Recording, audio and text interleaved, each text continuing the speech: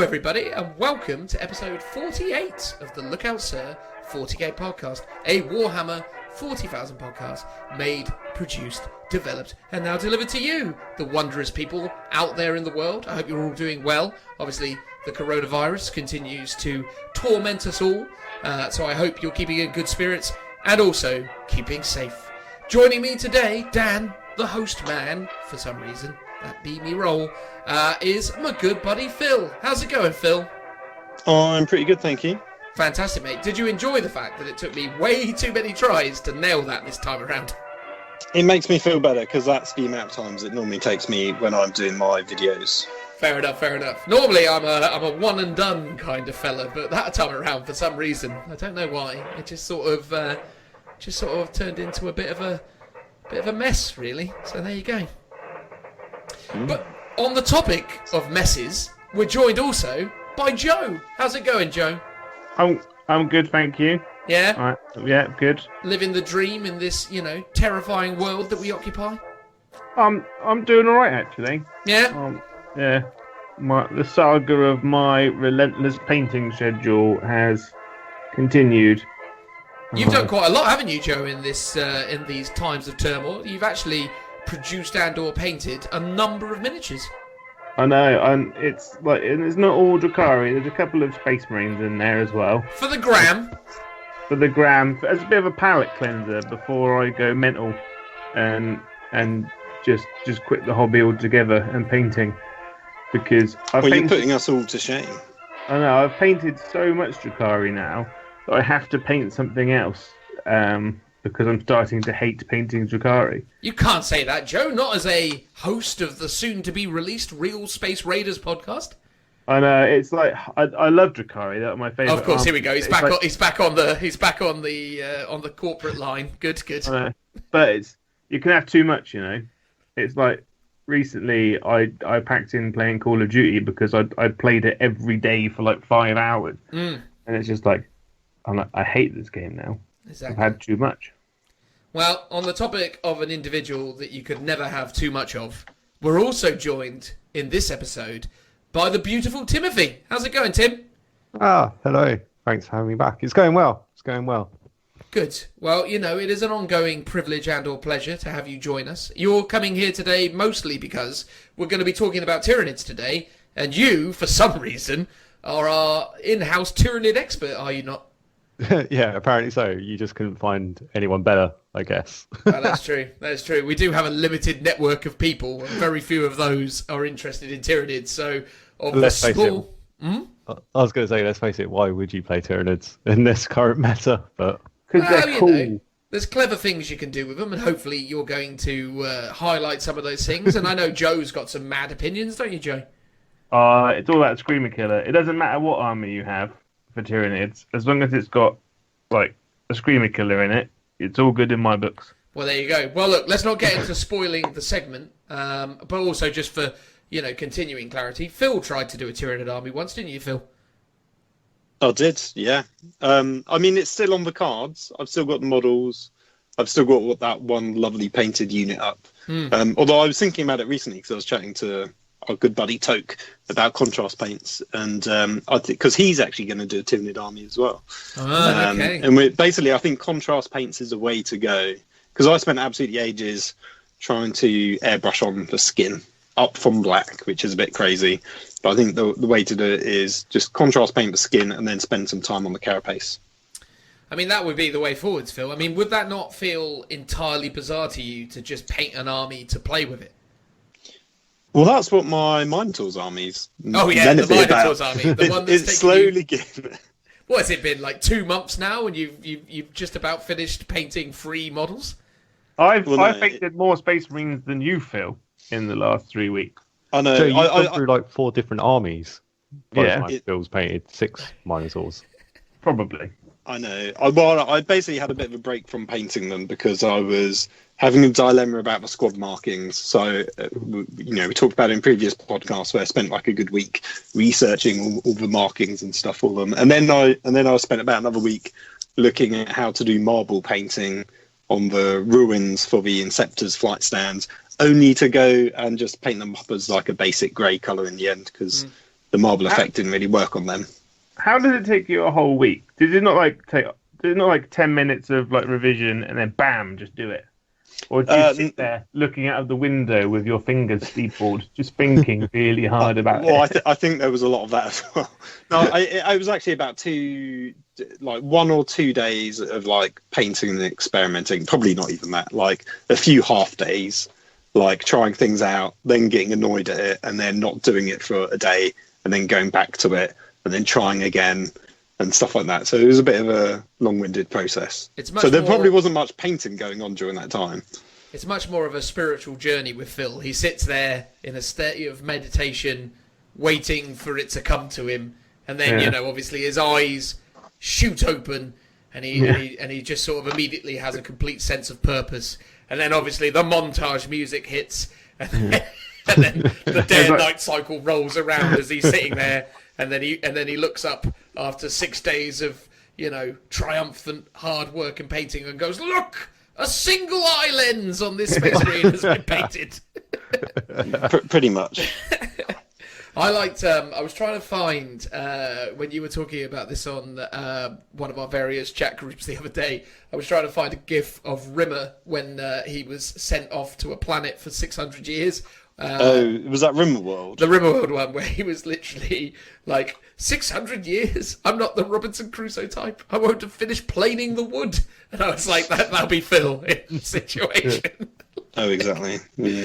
Oh, man. It's brilliant. But, well, look, anyway, we're going to talk about NIDS. That's going to be a big part of the topic. And we're also going to do a KOTC. That's on the cards as well, because we've been really lazy when it comes to those. So we're going to finally get around to seeing whether Marneus Calgar can beat the snot out of the Necron Destroyer character man. Can we just add a little side bit in here? Like, everyone is now doing character ones. Mm-hmm. And because we haven't done it for a while, it now makes it look like we've copied everyone else. We were first. I mean, we definitely weren't first, because I sort of stole the idea off of there was this old competitive 40k podcast I listened to 5 odd years ago called Allies of Convenience. I know, but at the moment, like in like the last few months, we were the first to start it off, and now everyone seems to have picked it up. Well, that's because of the influence of this podcast, you see, Joe. Like, this is a connoisseurs podcast. Not everyone listens to us, but the most important people in the hobby listen to us. And as a result, we influence them. And they think to themselves, oh, the Lookout Sir guys did it. But good news, no one else listens to them. So I'm going to steal that. It's like when Hellstorm Wargaming started doing quizzes. It's like, you... When you say it's a connoisseurs podcast, it kind of like brings forward the image that everyone that listens to us is just sat at home in a big leather-bound chair with one of those giant, like, brandy glasses that's the size of a bowl, just swilling it, just with their eyes closed, just really like listening. Exactly, like, they are, away.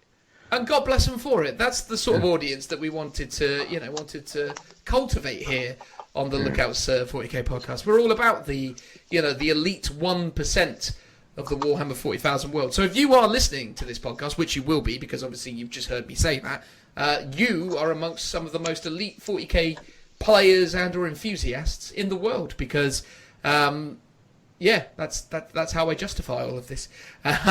Although we've been doing all right, though, Joe. We've been doing all right in the numbers and in the other places. I mean, people, on the most part, have been enjoying it. We've had a lot of really great comments and nice things said by people, so that's been pretty cool. That's always something.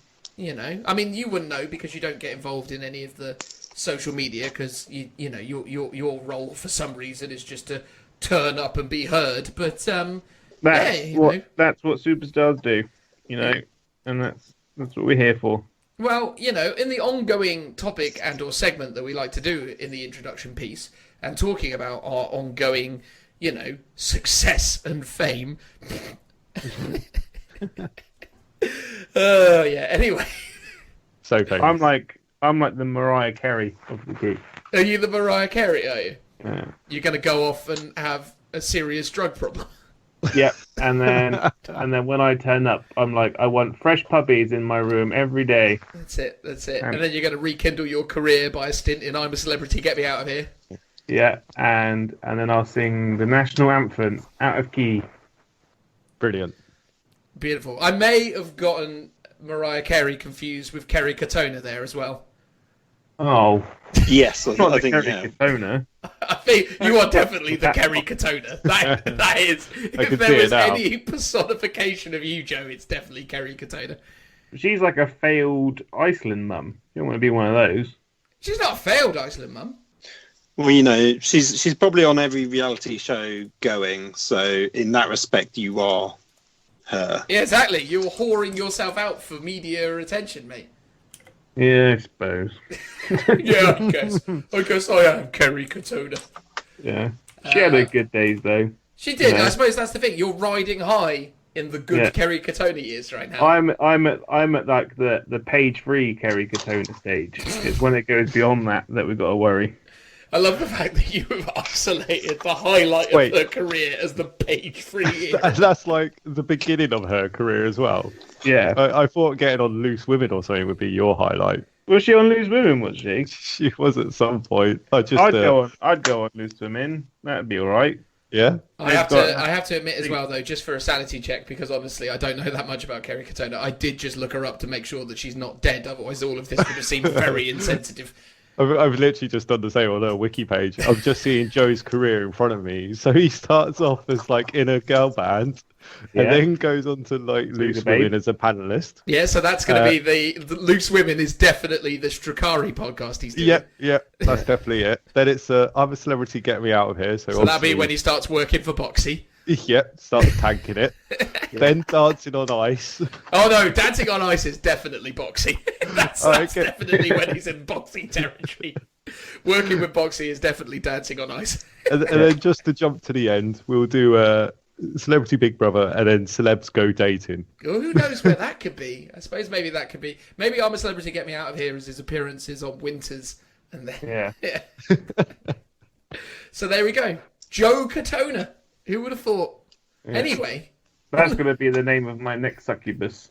Joe Joe Katona. Katona. Mate, it's a great succubus name. Go with it. Own it. But anyway, look, on the topic of our... It's so difficult to take this bit seriously. On the topic of our ongoing success and fame, we have another 5-star review, everybody. Ooh, exciting, isn't it? So a 5-star review. This one comes from George3891 via the good people of Apple. It's quite a lengthy one, and I'll probably botch it at certain points because I do suffer with the degenerative disease of dyslexia. So, do give me the benefit of the doubt here. But he begins his review by calling us, believe it or not, the Top Gear of Warhammer... ... So, Correct. I mean, we did do that bit before, didn't we? Where we basically compared ourselves to the Top Gear presenters. Yeah. So how would it work for Tim on the Top Gear presenter front? He's the Stig, mate. Oh, he's totally the take that. Stig. Oh, Yes. I'm down with that. There we go. All right, well, good. Right in there. I thought maybe he could have been like the German lady who drove the van. Well, the Nürburgring lady. Lady, yeah. Yeah. That was about as much as I know about other contributors. But anyway, look. Hey, Dan, Joe, and Phil. There you go, Phil. You got a mention. Don't you feel happy? At last. Thank you, first off. The content you guys put out is great. A real balanced show with everything. Game, chat, hobby talk, everything.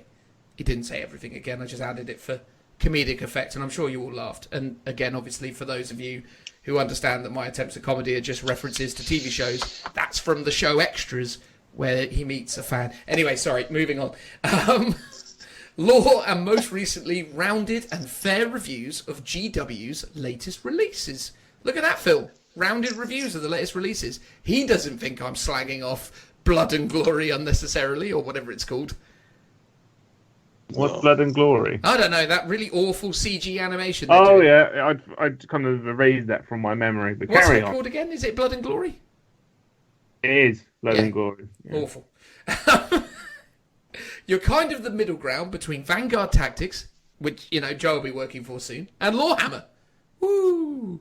I've been listening for around a year, having not missed an episode, and even gone through the back catalogue. Ooh. I mean, that is hard. Impressive. That's impressive. I mean, that is hundreds of hours. I mean, Joe's not even done that, have you, Joe? Well, I took part, you know. Well, not all the time. Have you even done one yet, Joe? Listen to a whole podcast. Yeah, go on, Joe. Treat yourself to an old podcast, mate.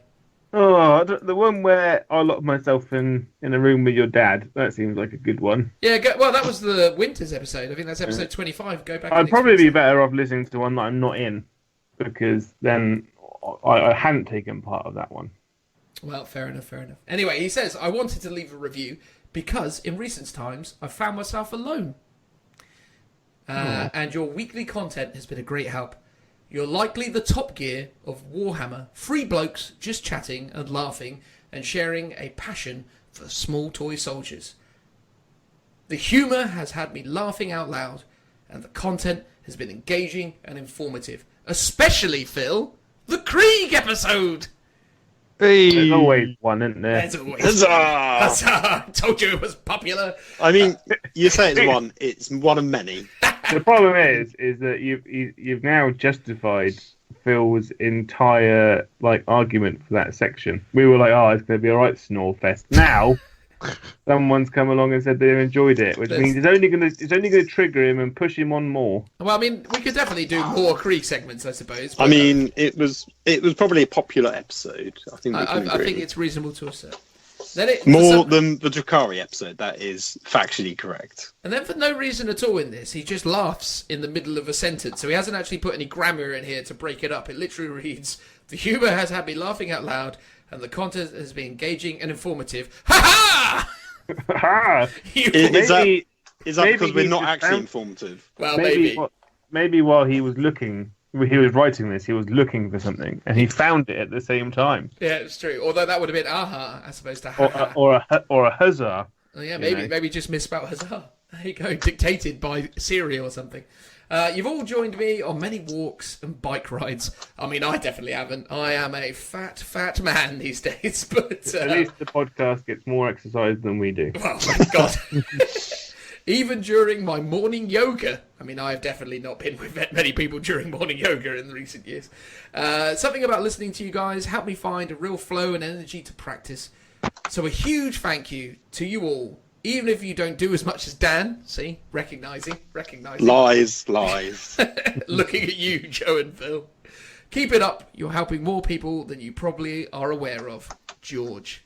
Thank you very much, George. It's really nice of you to say. And obviously, you know, we do take a incredible amount of pride in the fact that it appears that we are helping you and potentially others through a particularly difficult and lonely period. Obviously, many people out there are mostly living by themselves in this set of circumstances. I mean, Joe, you're somewhat amongst those, aren't you, right now? Although your daughter is with you at this moment in time.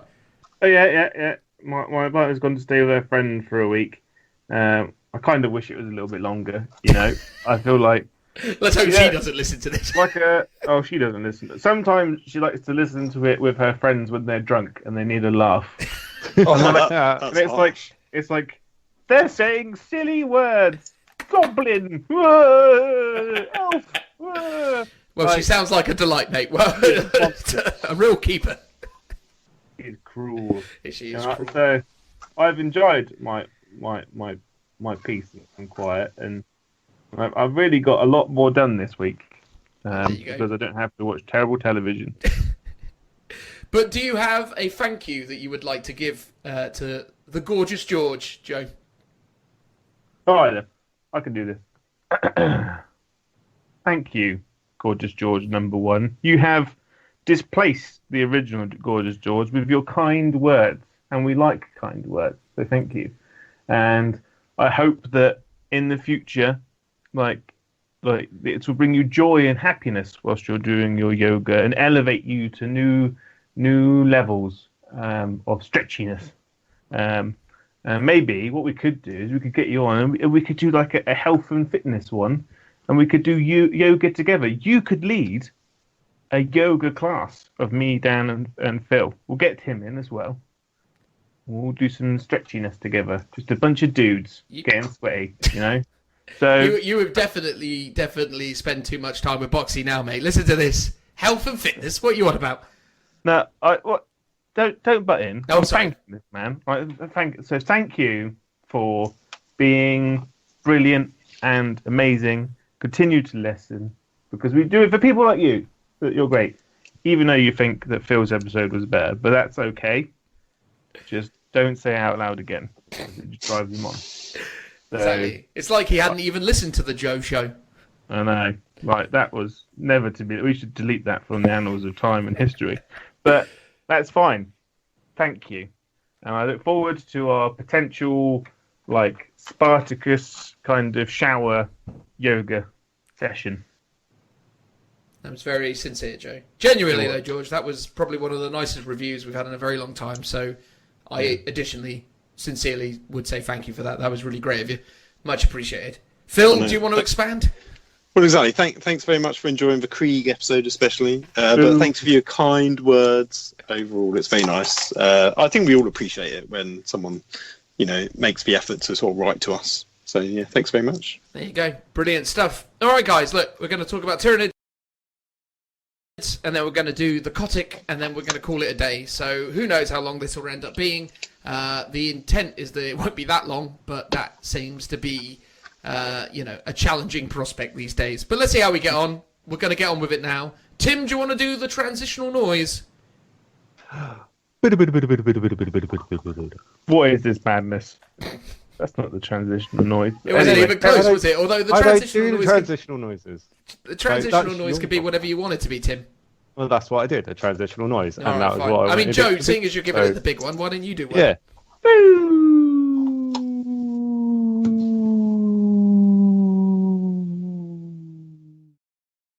Randomly, having not actually gotten around to announcing that we're doing this within the intro segment, we're now, before we do anything else, going to take a moment to do something to help out the good people of Rapid Fire Wargaming. Although not really helping them out, because I feel like that makes it sound like there's some kind of odd charity case, which they're obviously not, are they, Phil?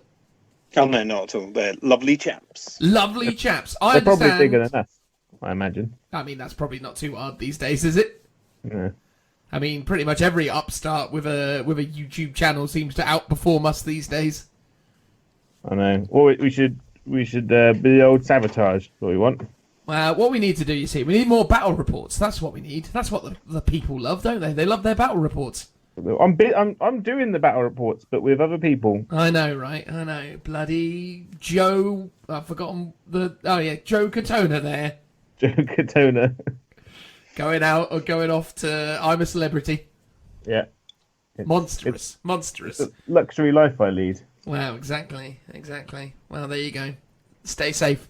So yeah, anyway, so the good people of Rapid Fire Wargaming, which may or may not be bigger than us. I mean, again, it sort of seems relatively insignificant a point, but, we seem to have gone down that road. So yeah, everyone's more better than us. Yeah, that's a thing. Anyway, look, these guys were kind enough to offer us the opportunity to judge a internal contest that they had between themselves. So the four main contributors of Rapid Fire Wargaming, that being Tom, Phil, Tom, and also Joe. That's not you, is it, Joe? I don't think it is. I mean, you get around. One day soon. Yeah. One day soon it could be you. It might be a case that I've just started doing it in my sleep now, and I'm just... That's it. It's a personality that comes out. I mean, again, to differentiate the Toms, one of them is denoted as being sleepy. So, there you go. If I've not done Sleepy Tom justice by just calling him Tom again. Isn't Sleepy Tom a rapper? I mean, he could well rap. Phil, do you know if Sleepy Tom has performed any raps in his time? Not that I'm aware of. I'm pretty sure there is a rapper called Sleepy Tom. I mean, there almost certainly is. There's a rapper called pretty much everything, isn't there? If there's one called pretty much everything, then that's totally worth it. Exactly right. Or Joe Katona. Yeah. Joe Katona. Oh, that's the best thing ever. Phil, we totally need to work on some merchandise for Joe Katona. Yeah. That actually, I feel like that is worthy of being the first piece of merchandise we ever construct. Yeah. Yeah. I think that's going to be good. I'm trying. Not Yanari Joe. No, Yanari Joe. When did we ever talk about Yanari Joe? When you wanted to do that the Book of the Book of Mormon. Yeah, I wanted to do a Book of Mormon parody where we were going to basically do a whole kind of sing-along thing, where rather than promoting the Church of Latter-day Saints and/or the third incarnation of the Bible, we were going to talk about the Book of Ynnari or the Incarn or the Dead thing. I don't know how it works. Yeah. The Yniad. The Yniad. The Yin Yang. That thing. Anyway, it doesn't matter. So they were given the challenge. What was the parameters of this challenge again, Phil? It was basically black and white and one colour, right? Yeah, so they're basically all painting up a Nighthaunt model. And yeah, it's basically a one colour challenge. You get to use black and white as well. And then they've asked us kindly to judge it for them. Well, there you go. So we have a green one painted by Tom Spear, which is very nice. Good luminescent green effect that he's gone for there. Very kind of ethereal, spiritual, non-corporeal type fun that is Nighthaunts. Then we have a yellow one done by Phil, which is quite a dark photo, if we're being entirely honest with ourselves. But again, some really nice, lighting effects that he's sort of brought to life there. I feel like he's potentially broken the rules, unless, of course, those are some very consistently done non-metallic metals. Do we know that, or has he used some metal paint as well there? It looks non-metallic, if I'm honest. I think they're greys and whites, and a bit of yellow for the reflection. Ooh, well, there you go. Maybe that needs some reassessment then, if that is the case. I mean, Joe, what's your opinion on that? Do you feel like that's non-metallics? Oh, I don't know. It depends, because he might have done a really good job of just mixing colours up. You know, He could have done. Or was I'm imagining you didn't have to. You had black, white, and one colour, but you could mix them up however you wanted. Yeah, I would assume so. Yes. Yeah. I mean, it's probably worth putting a link in the description to their Instagram, just because I know that's where they've posted these photos up. So if people want to go and check them out, just so they know what we're on about, that might be quite useful. I mean, if you're watching on YouTube, I will have been extra nice and will have actually put these into the YouTube video so as you can see them. Ooh. I know, right? I'm going to do extra editing today. That's the sort of special treatment the guys at Rapid Fire Wargaming get. I don't do that for just anybody. So there we go. There's yellow guy. Then we've got blue by Sleepy Tom. So blue has this mad kind of white burst of energy, sort of ethereal energy spewing out of his face, which is quite eye-catching to say the least. And again, some pretty nice, highlights and different bits and pieces there. Anything you'd want to elaborate on Sleepy Tom's Blue Man? Ooh, I think all of us really like the sort of the glowing eyes and mouth effect on this one, and he's got some like kind of nice, sort of not quite blending, or maybe it is blending on the sword and stuff. That's quite eye-catching. It's good. And they've also, again, he's done that whole kind of, like, I can't remember the technical name for it, but, light source thing where, obviously... OSL? What's that? OSL? Yes, he's done some OSL-style stuff on that, which is quite tidy. And then we've got the red one, which, confusingly, is not really red at all. It's more grey with bits of red on it. But, obviously, that's the spot colour he's gone for is red. And that's Joe. He's gone for a very... theatrical base. Are you sure this isn't you, Joe? Potentially, I do love my bases. Yeah, this one definitely has the best base on it, but stylistically, it's very sort of Sin City, sort of black and white with a touch of red, whereas all the others have gone for like a full color of like whatever the spot color is now their primary color that they've used. Indeed.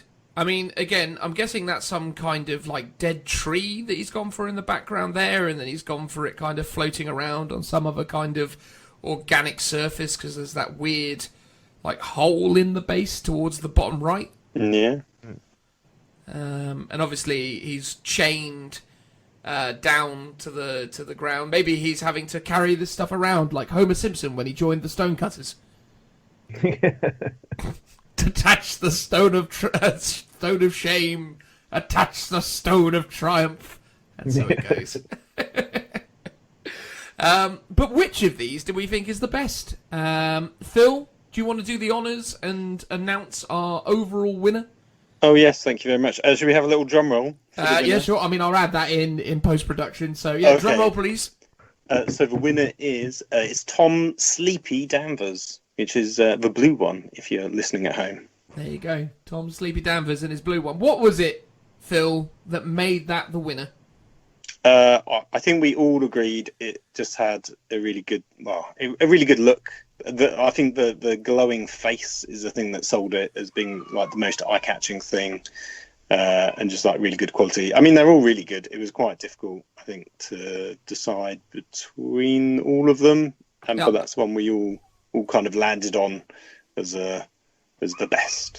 I mean, yeah, I echo that sentiment in as much as I think the thing that really made the blue one, Tom Sleepy Danvers blue one, stand out to me was more just the kind of looking at it from sort of a distance side of things, because I think when I first saw these, I was just looking on my mobile at some thumbnails, and I didn't really dive into crazy amounts of detail with it, but definitely the impact of that, that luminescent white coming out of the Nighthaunt's face just really made the whole thing way more impactful to me anyway than the other three.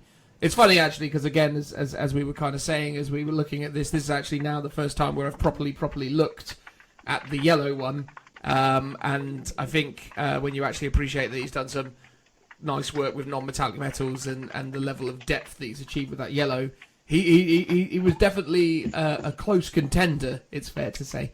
For sure. I think we all like that one, but the general consensus was the darkness of the photo let it down because you couldn't quite see all of the paintwork and the detail. Indeed.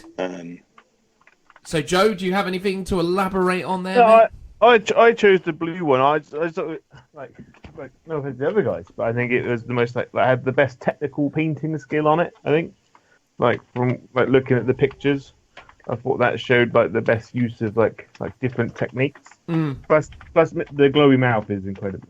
I really like that one. I think if you transferred that over to a whole army, that would be quite a striking look. Totally agree. Yes, totally for sure.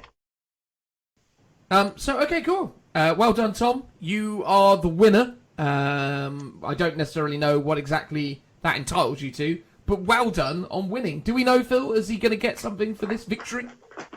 Not that I'm aware of, but maybe a virtual pat on the back. A virtual pat on the back. There might be a prize that they've done between themselves, but I don't actually know. Well, fair enough. Well, I mean, we're going to get involved in their next contest, aren't we? Do we know if there's a prize for the next one?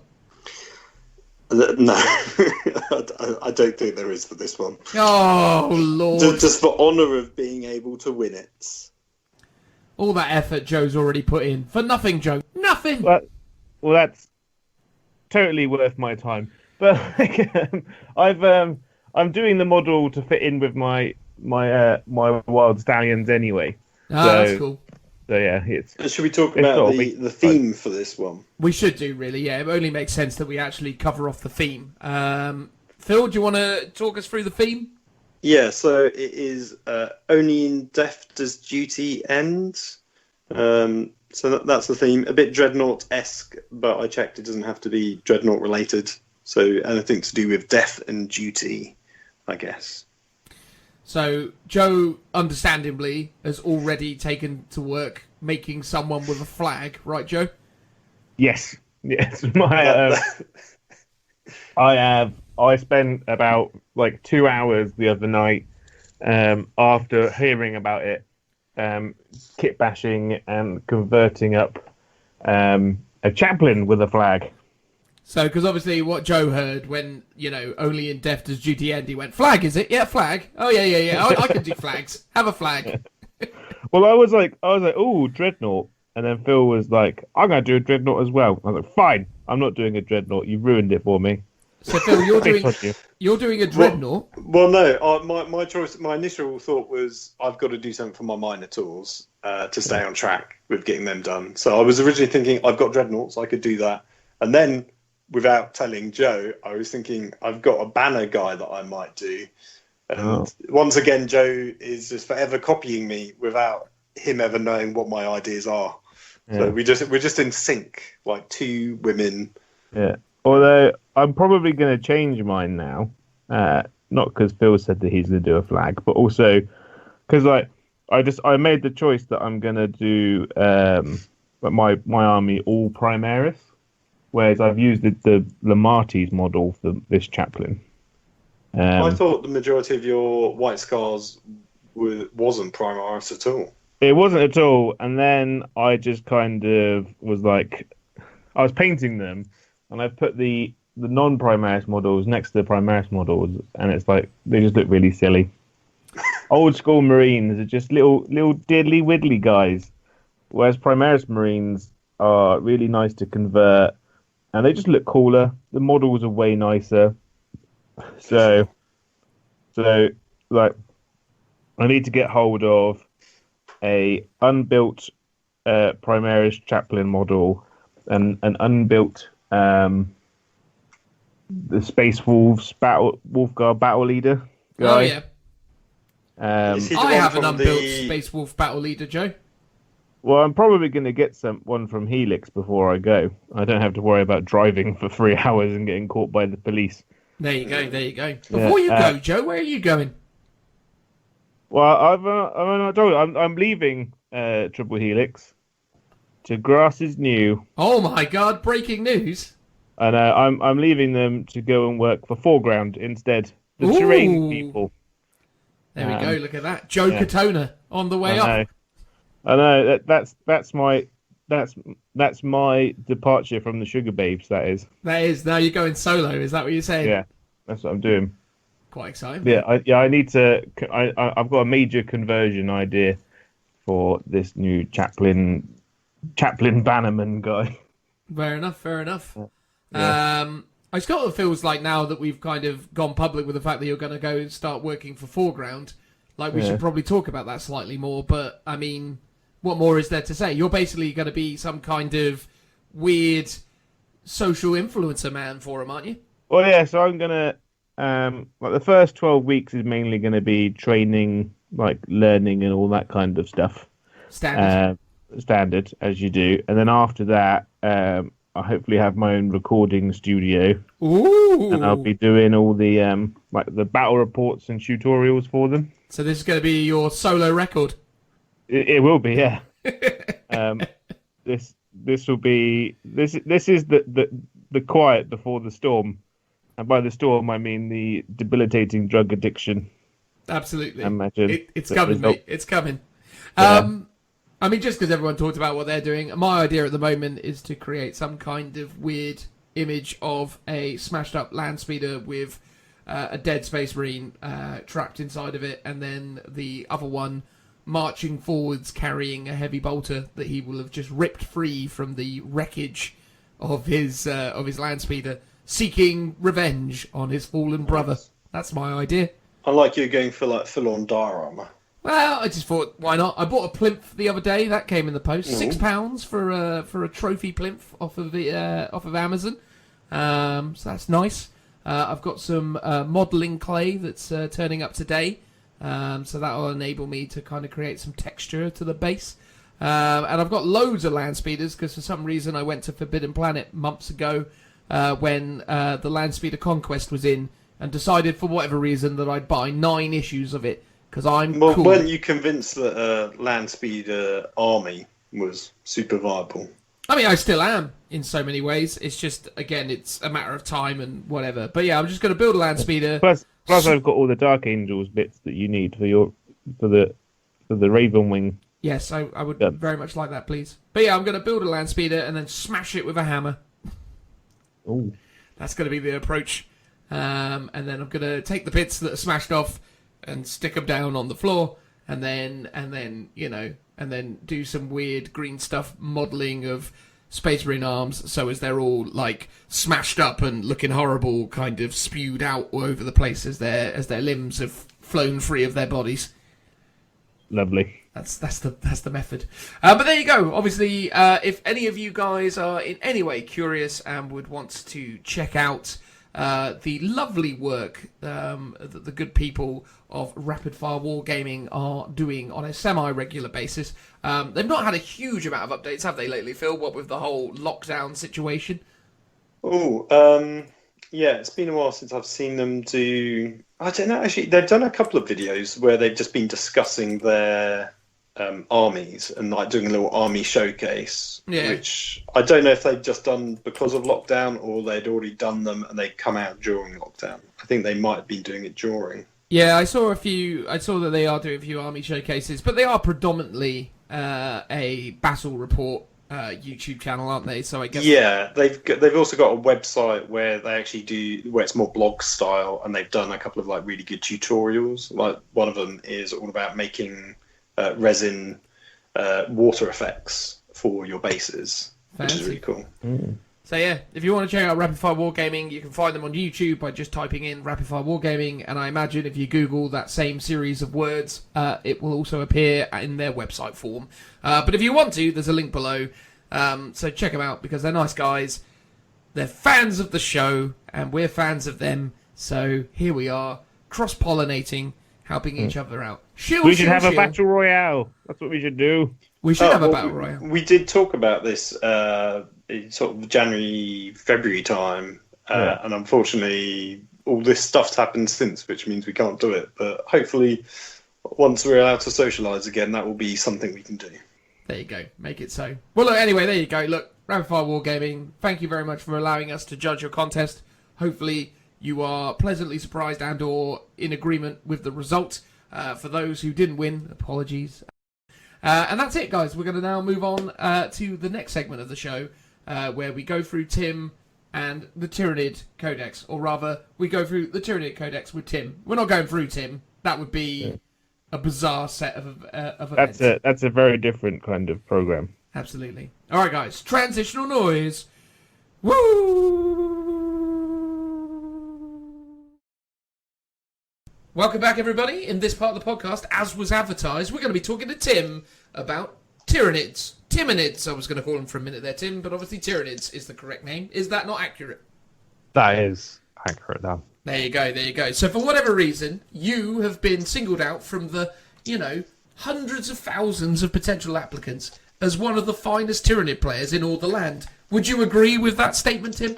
I would totally agree with that statement. Like, I've spent long and hard fighting to the top of this mountain, and I will wave the Tyranid flag proud. That's it, that's it. I mean, what's your best tournament performance so far with Tyranids, Tim? 2 and 3, I think it was, at Warhammer. 2 losses and 3 wins, Tim? That's incredible. No, other way around. Oh, I see. This is me, come on. There you go, there you go. You're playing for the Knight of the Inner Circle award, really, aren't you? Yeah, well, if that thing still exists, but unfortunately it doesn't. Well, not in the current climate, unfortunately. Although you came, unfortunately, tantalisingly close to winning it on 2 separate occasions, didn't you? Yeah. Both times I missed out by 1 favourite game vote, I believe. So you got 5 favourite army and 4 favourite game votes in both instances. Yeah. I mean, that is a howler. I feel like I'm going to go for it at every Warhammer tournament I go to, and if I win it, and I don't get anything for it, I'm just going to be like, yeah, wow, I got it. I know I got it. Deep down, I know I really have it. You'll be making one out of the KFC boxes on the drive home. Exactly. I demand a BK King hat if I ever get it. Yeah. Oh, mate, totally. It's absolutely yours. I mean, as someone who has won a Knight of the Inner Circle. I was waiting for casually dropping that in. Dan, have you won Knight of the Inner Circle? I have. I have. Surprise. Because you got it on easy mode, though, didn't you? How dare you, sir? How dare you? That's true. What? Hang on. What is this? Slander. This is ridiculous. Only because none of you guys have ever won it. Well, no, it's because originally you needed to get all favourite game votes, which is when you got it, but now you need to get all favourite game votes and all best painting votes. Favourite army. The favourite army ones, yeah. This is slanderous. My Knight of the Inner Circle achievement is no less than had Tim won it with, in recent times. Wait, but he hasn't, you see. Yeah. And it's not reasonable to assert that I wouldn't have won it for Best Painted Army. I mean, it was a beautiful... That's fine. Technically, it was an army that I painted. So that is true. So even less likely. But hold on to that, Dan. You won it. Exactly. You can't take it away from me. It's mine. I have it in my possession. It is... I mean, anyway, we're not going to do the whole talking about the Knight of the Inner Circle thing again. That's a whole thing. But it is a shame, though, man, that you missed out on it by one vote on 2 consecutive occasions. That is a real howler. But there you go. It is what it is. Anyway, yeah, so look, we're going to talk to you about Tyranids. And as has been the case for when Phil and Toke talked about Krieg, and when Joe talked about Drakari, and I talked about the Craftworld Elder, we're going to go through this by each of the individual... I can't even think of the words to describe the individual sections. The HQ section, the troop section. Battlefield role. Battlefield role. Thank you, Phil. I'm so grateful you're here. So we're going to go through the different battlefield roles, and Tim is going to pick out things that he likes, and he's going to tell us about why he likes them, and then we're probably going to ramble a bit about synergies and ideas and why we also support Tim's belief that these things are good. But before we get into that, Tim, what is most likely important, because not too many people out there are crazy familiar with the Tyranids, why don't you kick things off by telling us a little bit about what makes Tyranids unique? Okay, so let's go over the 3 main abilities that no Tyranid player should forget about, because it saves your bacon so many times. First off is Synapse. So a high fleet unit automatically pass morale tests if they are within 12 inches of any friendly high fleet unit with this ability. So you can imagine if you're a massive swarm player, this is a godsend. It's kind of like Krieg, whatever again. So Phil should be able to relate to that. The second one is instinctive behavior. So unless a high fleet unit with this ability is within 24 inches of any friendly high fleet Synapse unit, you have to subtract 1 from any hit rolls made for when it is shooting in a target other than the nearest visible enemy unit, and you must subtract 2 from its charge roll if it declares a charge against any unit other than the nearest enemy unit. So you can get around that, obviously, just by charging the nearest enemy unit. So if you're facing an opponent and they're like, well, hang on a minute, your Gene Stealers are way over here, and there's no Synapse creature near them, they might be able to ignore it just because of that rule. And the Gene Stealers don't have instinctive behaviour as a rule, do they? I will have to quickly check, actually. I think no. I believe... Tyranid expert, everybody. I know. Welcome. No, I believe they do, because every unit pretty much has it. Well, fair enough. They do. They didn't used to have it, but I'm pretty sure they have it now. Yeah, because that's why you've got the Broodlord to give them the synergy. Ah, okay, fair enough. I mean, I have just looked at their abilities, and it's not listed as an ability that they have. No, it's not. No, that's interesting. So they do not have instinctive behaviour. Well, there we go. They are. You've been giving yourself a disadvantage. Well, to be honest, they're always with the Broodlord anyway. Fair enough. Never worried about it. And then lastly is Shadow in the Warp. So any enemy psychers within 18 inches of a creature with Synapse, they have to subtract 1 from their psychic test. Which is pretty substantial for more aggressive psychic armies. Gives you a little bit of a competitive edge against things like Grey Knights when they're maybe rolling Smite on 1d6 and so on and so forth. Mm-hmm. Everybody forgets about the Warriors and stuff being Synapse. And so you just got a nice big bubble. I mean, it's rare these days that you actually see Tyranid players in a situation where things have to fall down to instinctive behaviour, because you guys seem to have a lot of Synapse available these days. You have to work it into your list. It's something you're always constantly thinking about, really. If that is one of the strengths of the Tyranid army, is just being able to ignore morale. So yeah, you want to make sure that you've got plenty of Synapse, and that if a unit goes down, then you're able to cover it with another unit. This was actually something I learned back in 7th, really. I mean, I think what's interesting about that is, and I think GW have wrestled with Synapse for as long as they've been doing Tyranids, because it's an instinctive element of the rule set and something that really adds a lot of flavour and adds a lot of character to the faction. Obviously, there's all those bits of lore and literature around like Gene Stealer cult or Gene Stealer type creatures that have escaped the influence of the hive mind and conversing with like Imperial agents and trying to warn them about things that are coming around the corner. And then obviously as the hive mind creeps closer and closer, they turn into their crazy feral selves. I mean, admittedly, I think that was kind of some of the older literature and lore around Tyranids and that kind of stuff. But yeah, it's always been a really ominous and interesting element, but it often hasn't been very well realised on the tabletop. And I do actually think the whole kind of fearless buff that they've given them is actually a really nice way of personifying that on the tabletop. It doesn't feel... And also, I think they've actually done quite a good job of not punishing Tyranid players for losing Synapse horrifically. Which they definitely have done in the past. I mean, Joe, you had a bit of experience with Tyranids back in the day. They used to get mucked up, didn't they, when they lost that Synapse? They did, but I just always ran units that, like, it didn't matter.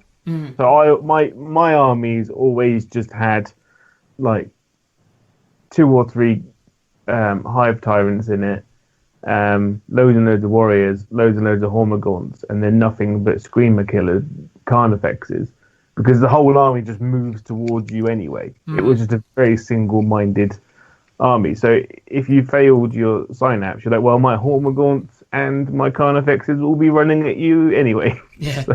Well, I always remember in like the old editions of 40k, they were unique in as much as they were one of the only armies that had a special rule that you didn't have to shoot at the closest enemy model. So like, the thing is that you could actually choose to shoot the big things, which that were behind the little gribblies, and that was one of the interesting mechanics of them back in the day. In older editions, where you could only shoot the closest target, they actually had rules where they kind of understood where the power creep or where the issues were with the the competitive element of them, so they took measures to try and circumnavigate that, which I always thought was kind of interesting.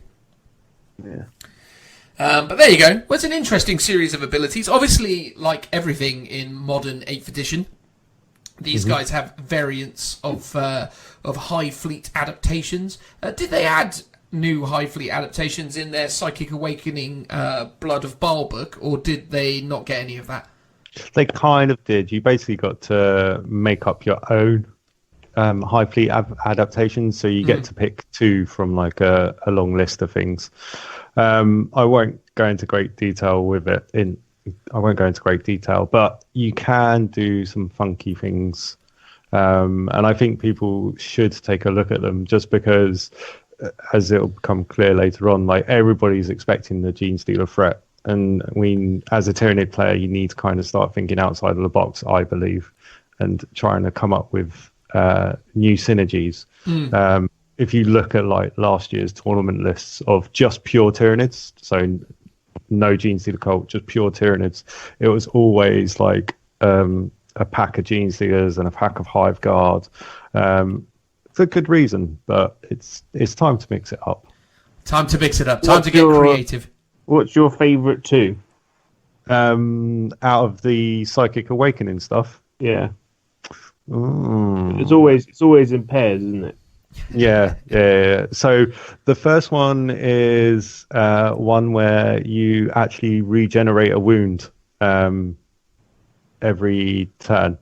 Yeah, which is quite nice. Does that stack with characters that already have regeneration skills? So if you were to take like old One Eye or something, would he be able to regen 2 wounds? It doesn't say it does not, so I assume it does. That's quite tidy then. Yeah. That's pretty good. Yeah, so a model with this adaptation regains up to 1 lost wound at the start of your turn. And I suppose that creates lots of creative synergies with actually big bug armies, which are things you don't see that much of. Yeah. Makes Tyranids really good, like the General Warrior, because they're 3 wounds, if I remember rightly. Exactly. And a lot of weapons are 1 and 2 damage. So it basically means you've got to shoot them twice as much to finish them off.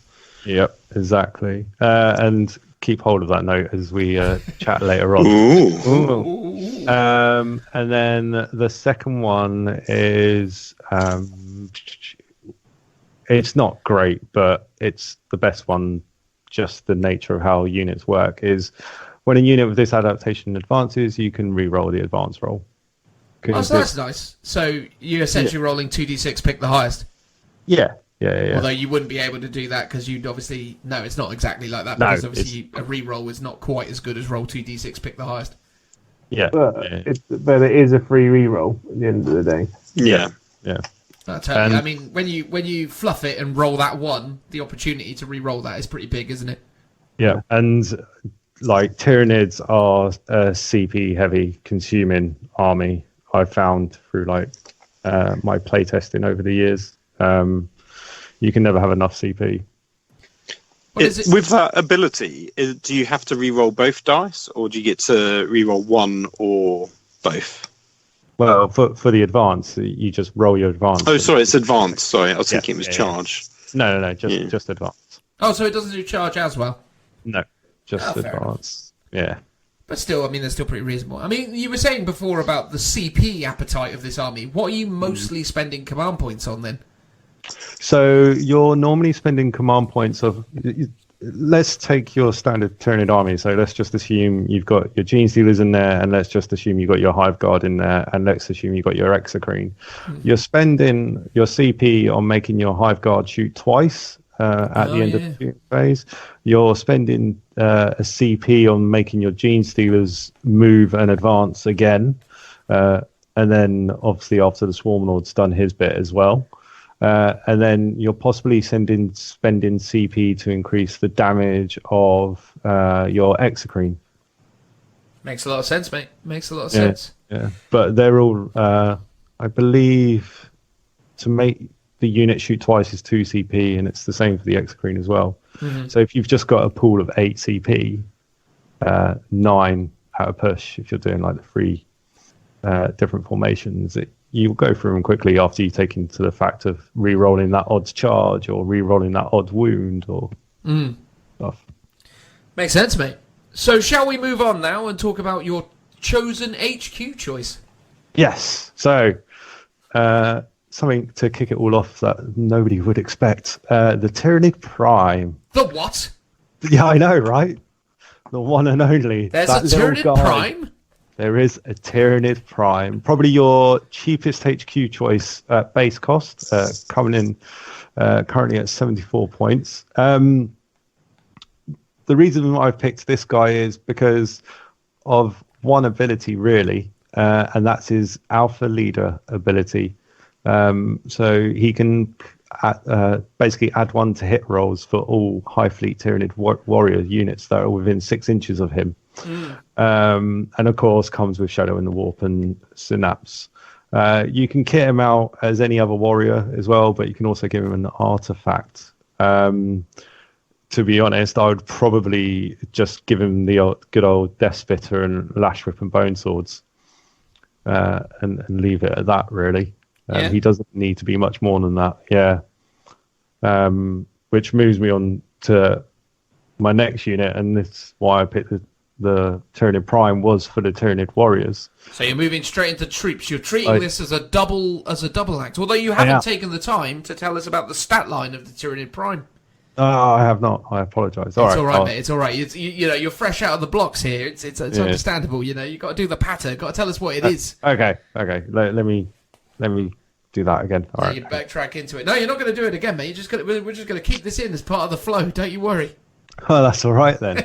Okay, so let's go on the stats. He has a movement of 6, a weapon skill of 2, a ballistic skill of 3, strength 5, toughness 5, wounds 6, so double your normal, attacks 4, leadership 10, and a save of a 3-up. Your Death Spitters, your 3 shots assault, strength 5, 1 damage, AP 1 kind of weapon. Mm-hmm. And the Lash Whips and Bone Swords, basically if he gets killed in close combat, he still gets to attack back before getting taken off the board, which is quite nice. Very tidy. Yeah. So interestingly with this guy, he's one of the few buff units that doesn't actually gain the benefit of his own buff? No, he should do, because it says here you can add 1 to the hit rolls for all High Fleet Tyranid warrior units that are within 6 of any friendly High Fleet Tyranid Prime. And obviously he is a Tyranid Prime, he's not a Tyranid warrior. No. Does he not have? He doesn't have the keyword. No, he does not. Have you been getting that wrong, Tim? To be honest, yes. Yes. I mean, there's a chance I might have FAQ'd that. There is a chance. Yeah, 'cause So it the might be an FAQs. Yeah, they might have. Hang on, I'm going FAQ. Hang on. Go on. 2 hours later. So I've just looked through the FAQs. Myself, Phil, have done so. We can't find any reference to Tyranid Primes or the ability Alpha Warriors. So it would appear that the Tyranid Prime is unique in as much as he's one of the few buff characters that does not, by extension, buff himself, which is an interesting conundrum. So he's only ballistic skill 3+, Tim, not 2+. Yeah. But are other warriors 4s? So normal. Well, we'll get into the stat. Why don't we go through the stat line of the normal Tyranid warrior, Tim, and then we can get into the synergy side of things. Okay. So a normal warrior is, again, movement 6, weapon skill 3, ballistic skill 4, strength 4, toughness 4, wounds 3, attacks 3, leadership 9, and a 4-up save. So the thinking behind this is that you can take a max group of 9 units in Tyranid warriors, and they're all pretty much running around with heavy bolters. So if you pair them up with a Tyranid Prime, you can now move and advance and still hit on 4s, or just move and be hitting on 3s, which is quite nice, because you're pumping out, well, let's just say 18 shots, because they've all got Death Spitters. Not taking in Barb Stranglers or anything like that. That's still pretty good. Like, it's not in Space Marine good, but it's good nevertheless. I mean, few things are Space Marine good, mate. I mean, that's the usual rule. So the Death Spitter is basically a heavy bolter in pretty much every way, shape, or form, except for the fact it's got less range. So it's range 24, assault 3, strength 5, -1 damage. So that's pretty healthy. That'll do a dent in a Space Marine squad, though. Oh, yeah, definitely. Now the interesting thing is that you can only do this to one group because of the way Psychic Awakening works, where you can add adaptive physiology. So adaptive physiology is where you can add 1 to a unit and 1 to a monster, but you add nothing to the. You have no warlord traits, I believe it is. Okay. What you can do is you can add something called enhanced resistance. So when resolving an attack made against this unit with a weapon that has an armor penetration characteristic of -1 or -2, that weapon has an armor penetration characteristic of 0 for that attack. Crikey. And is that like a weird thing that you have to trigger, or is that always on? No, that's just always on. And then, so when it becomes, like, say, a -3 weapon, that weapon doesn't get deducted. That just keeps its -3. It's just if you're getting hit by a -1, -2 gun. Yeah, that's correct. Wow. Correct. That's really strong, isn't it? Yeah. And they're saved 4 up, yeah? Yeah, it's a 4-up save. That is strong. So, I mean, obviously, you slap these guys in cover. Are they infantry? Yeah, they are infantry. Crikey, that's really good then. Yeah, so they can just sit on a ruin, get that 3-up armor save, and then if you're shooting at them with something like -2, it's not going to actually suffer any negative penalties. So that's actually pretty strong. I mean, I was thinking, because one of the really annoying things that causes these guys a lot of problems are things like Dark Reapers, because they have the strength 8 damage free variant. But the AP of that missile is only -2, so you would nullify all the minus modifiers on that, which is pretty big. There's a little bit more you can add to this as well. So if you play a stratagem for 1 CP, so you can use this stratagem in your charge phase or the opponent's shooting phase. When a Tyranid Prime or Tyranid Warriors unit from your army is chosen as the target for an attack made with a ranged weapon, until the end of that phase, when resolving an attack made with a ranged weapon against this unit, reduce the damage characteristic of that weapon by 1 to a minimum of 1. Crikey, that would be very irritating. Yeah. Now pair that with regaining a wound every turn. Yeah. You're suddenly looking at Death Guard. Just no invuln or no fight, no how should I say? Yeah, but if you've got one of those floaty brain boys nearby, you can have them be -1 to hit as well. A Malanthrope. Yeah. Yeah. Or just I'd probably say the little side chat. If you're going to do that, I'd probably go with Venomthropes, but we'll talk about that later. Yeah. How much is a Tyranid warrior with a Death Spitter going to cost you, though? With a Death Spitter is 23 points, and that's with Scythe and Talons. Oh, wow. And Scythe and Talons give you reroll 1s in combat, don't they? Scythe and Talons... or is it an extra attack? I believe it's an No, it's reroll 1s. Yeah, reroll 1s to hit with the old Scything Talons. I mean, I think the idea, actually, when you think about it and you put it in Marine terms, right? Because obviously, like, you get a unit of intercessors, albeit they have better ballistic skill, and obviously they've got better armor save, but they've got less wounds, less attacks, although technically their attacks net out the same because Tyranids don't get +1 in the first combat phase that they're in. But that is still quite comparable because essentially you're arming every one of these guys with a 24-inch assault heavy bolter, which is pretty massive because the Marine assault bolter variant is only strength 4 and doesn't have a native minus AP, albeit most of the time it will have -1. But in the opening round, they're going to not have that in effect. So, I mean, this is quite comparable, I suppose, because I think how many points is the Intercessor with a Assault Bolter, Joe? It's 19, right? I think so. It's only a 1-point upgrade for the Assault Bolter. Yeah, it's literally 1 point in it. Yeah. Now, let's go to Battle Scribe. I'm opening a Space Marine folder here, so we could be some time. But the So point is, just to let you know, for like a squad of 9 with Death Spitters and Lash Whips and Bone Swords is 225 points, and that's 27 wounds. oh, and that's with Lash Whips and Bone Swords as well. Yeah.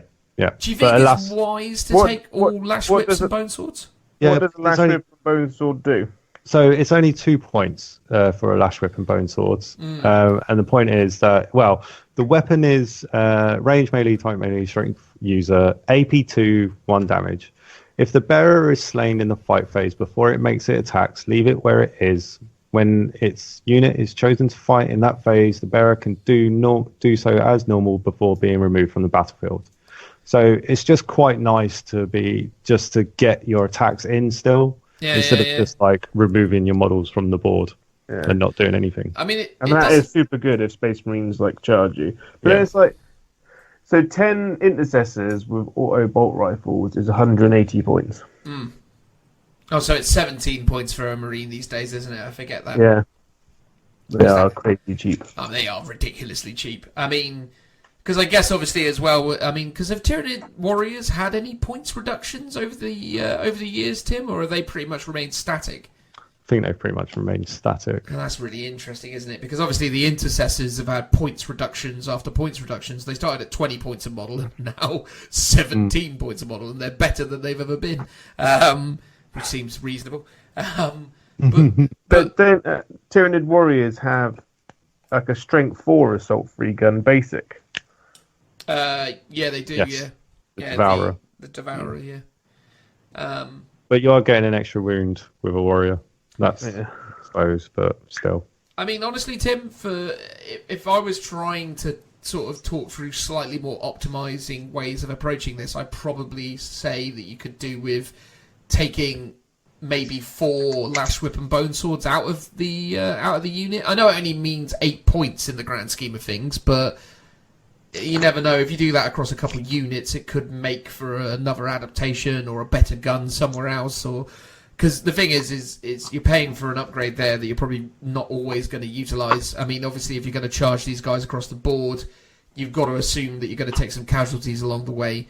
So I feel like you need maybe some token Tyranids that come along for taking wounds early doors, and then.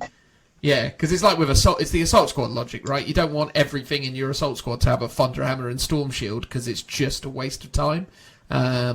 You need a few, chumps with their chainswords to take the hits, I suppose.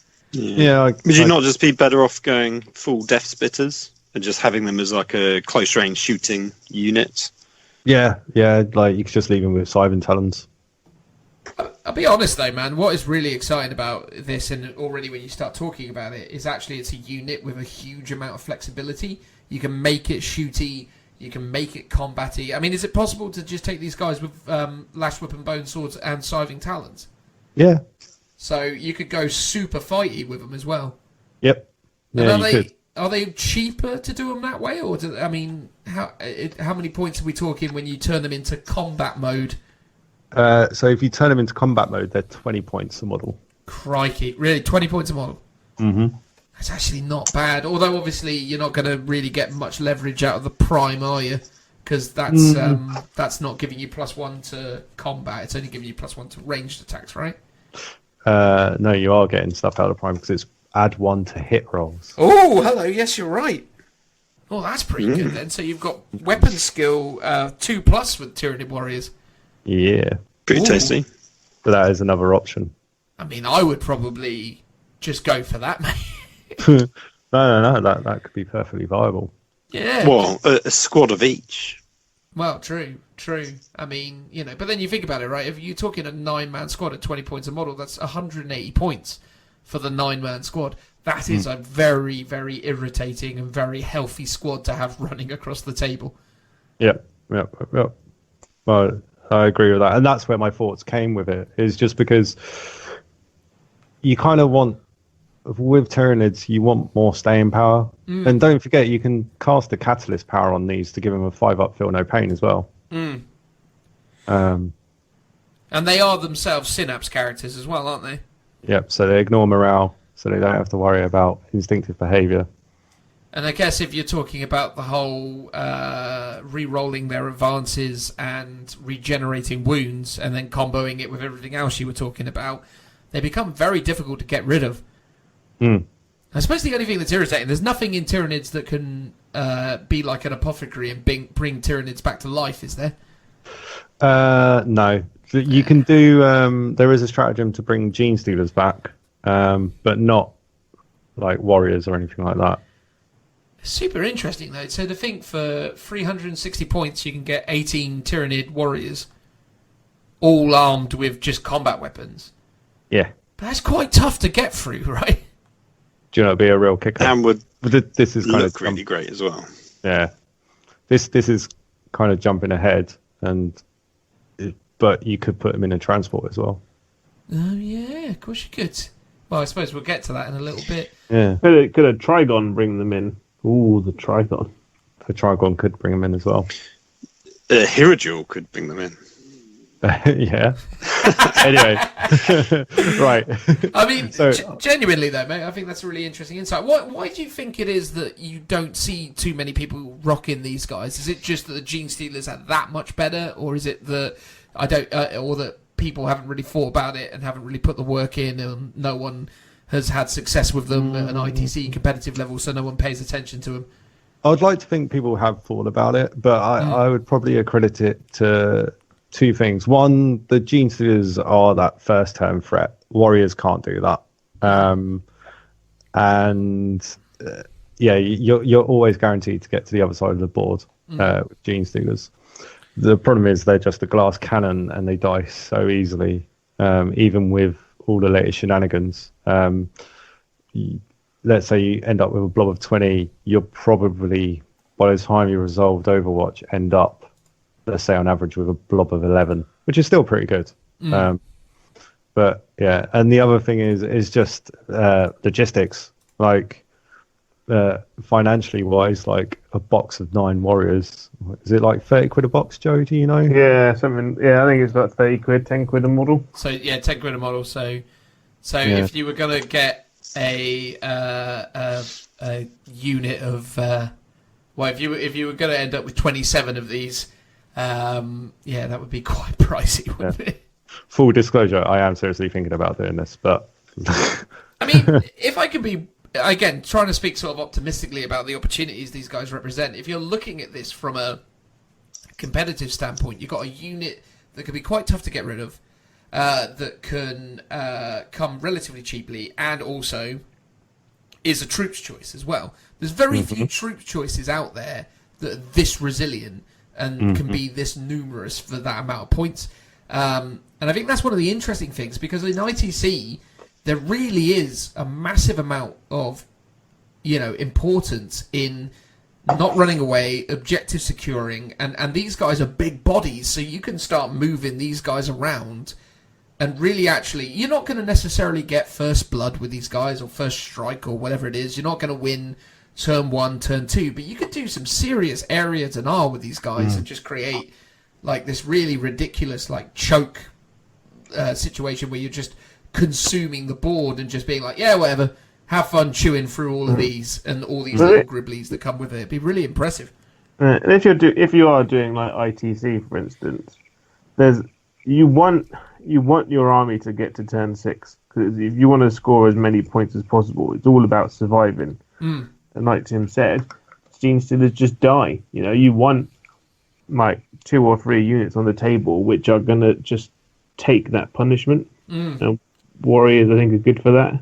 Well, I mean, the Tyranid armies I've played against in competitive play have always been let down by the fact that they've just got lots of little 1 wound things, and you can just shoot them all till they're dead.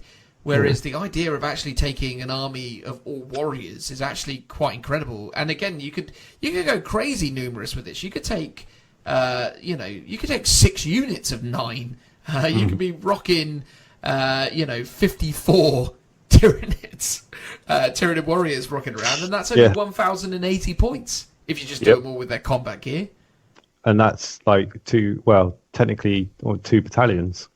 Oh yeah, no, it is 2 battalions. I mean, chuck in some hive tyrants and some other stuff just to kind of give yourself some more bodies. But yeah, you could do some serious work with, 54 Tyranids. You can see my mind working and where I've come from with picking these. Just these 2. There's no reason why you can't take 6 units of 9 and then a big blob of 20 Gene Stealers. Oh, totally. Because if you go first, having those Gene Stealers hold up your opponent for a turn isn't a bad thing. No, not at all. I agree with that. I would seriously consider keeping a blob of Gene Stealers in, let's say, a warrior list. You know what we need to do, Tim? We need to get onto Tabletop Simulator and try. I was going to say, like, this was going to be my next list idea, is to play test this and see how well it does. I think because if you had the threat of something like the Gene Stealers early doors, just to be like aggressive, as Joe said, and keep people in their deployment zone, and then you just swarmed the board with these toughness 4 free wound bodies that you had snaking out from venom thropes or maliceptors or whatever it is to make them -1 to hit and all that nonsense. I mean, that would be all sorts of funny. Yeah. You have to remember though that like only one of these warrior units can have the adaptive physiology though. Oh yeah, of course. I'm not even really thinking about that though in this kind of concept. I just think that amount of big bodies is difficult to move. 3 wounds is a really, really, really difficult amount of wounds to deal with.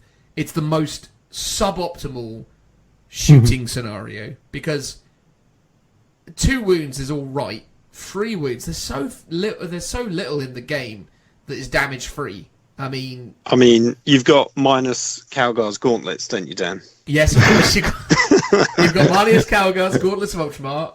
I wasn't going to bring that up. Armiger Warglaives. Armiger Warglaives, yeah, of which, I mean, well, Don't see any of those at the moment. The Helverins have got, the autocannon from the Helverins are flat damage free, aren't they? Yeah, I think they're probably the most numerous and best thing that you could probably have. You've got there's a lot of D3 though. There is a lot of D3, but D3 is Yeah, the but worst, man. D3 is reliable at killing 2 wound stuff, but not 3. Like, you can't rely on D3 to kill a bunch of 3 wound stuff. Yeah. You've got the relic battle cannon, but that's like one model in a whole army that has that sort of reliable firepower. And someone's gonna if they're running a whole bunch of 3 wound stuff, they're gonna target that thing as soon as possible. Yeah, totally. You're just gonna neutralize it, right?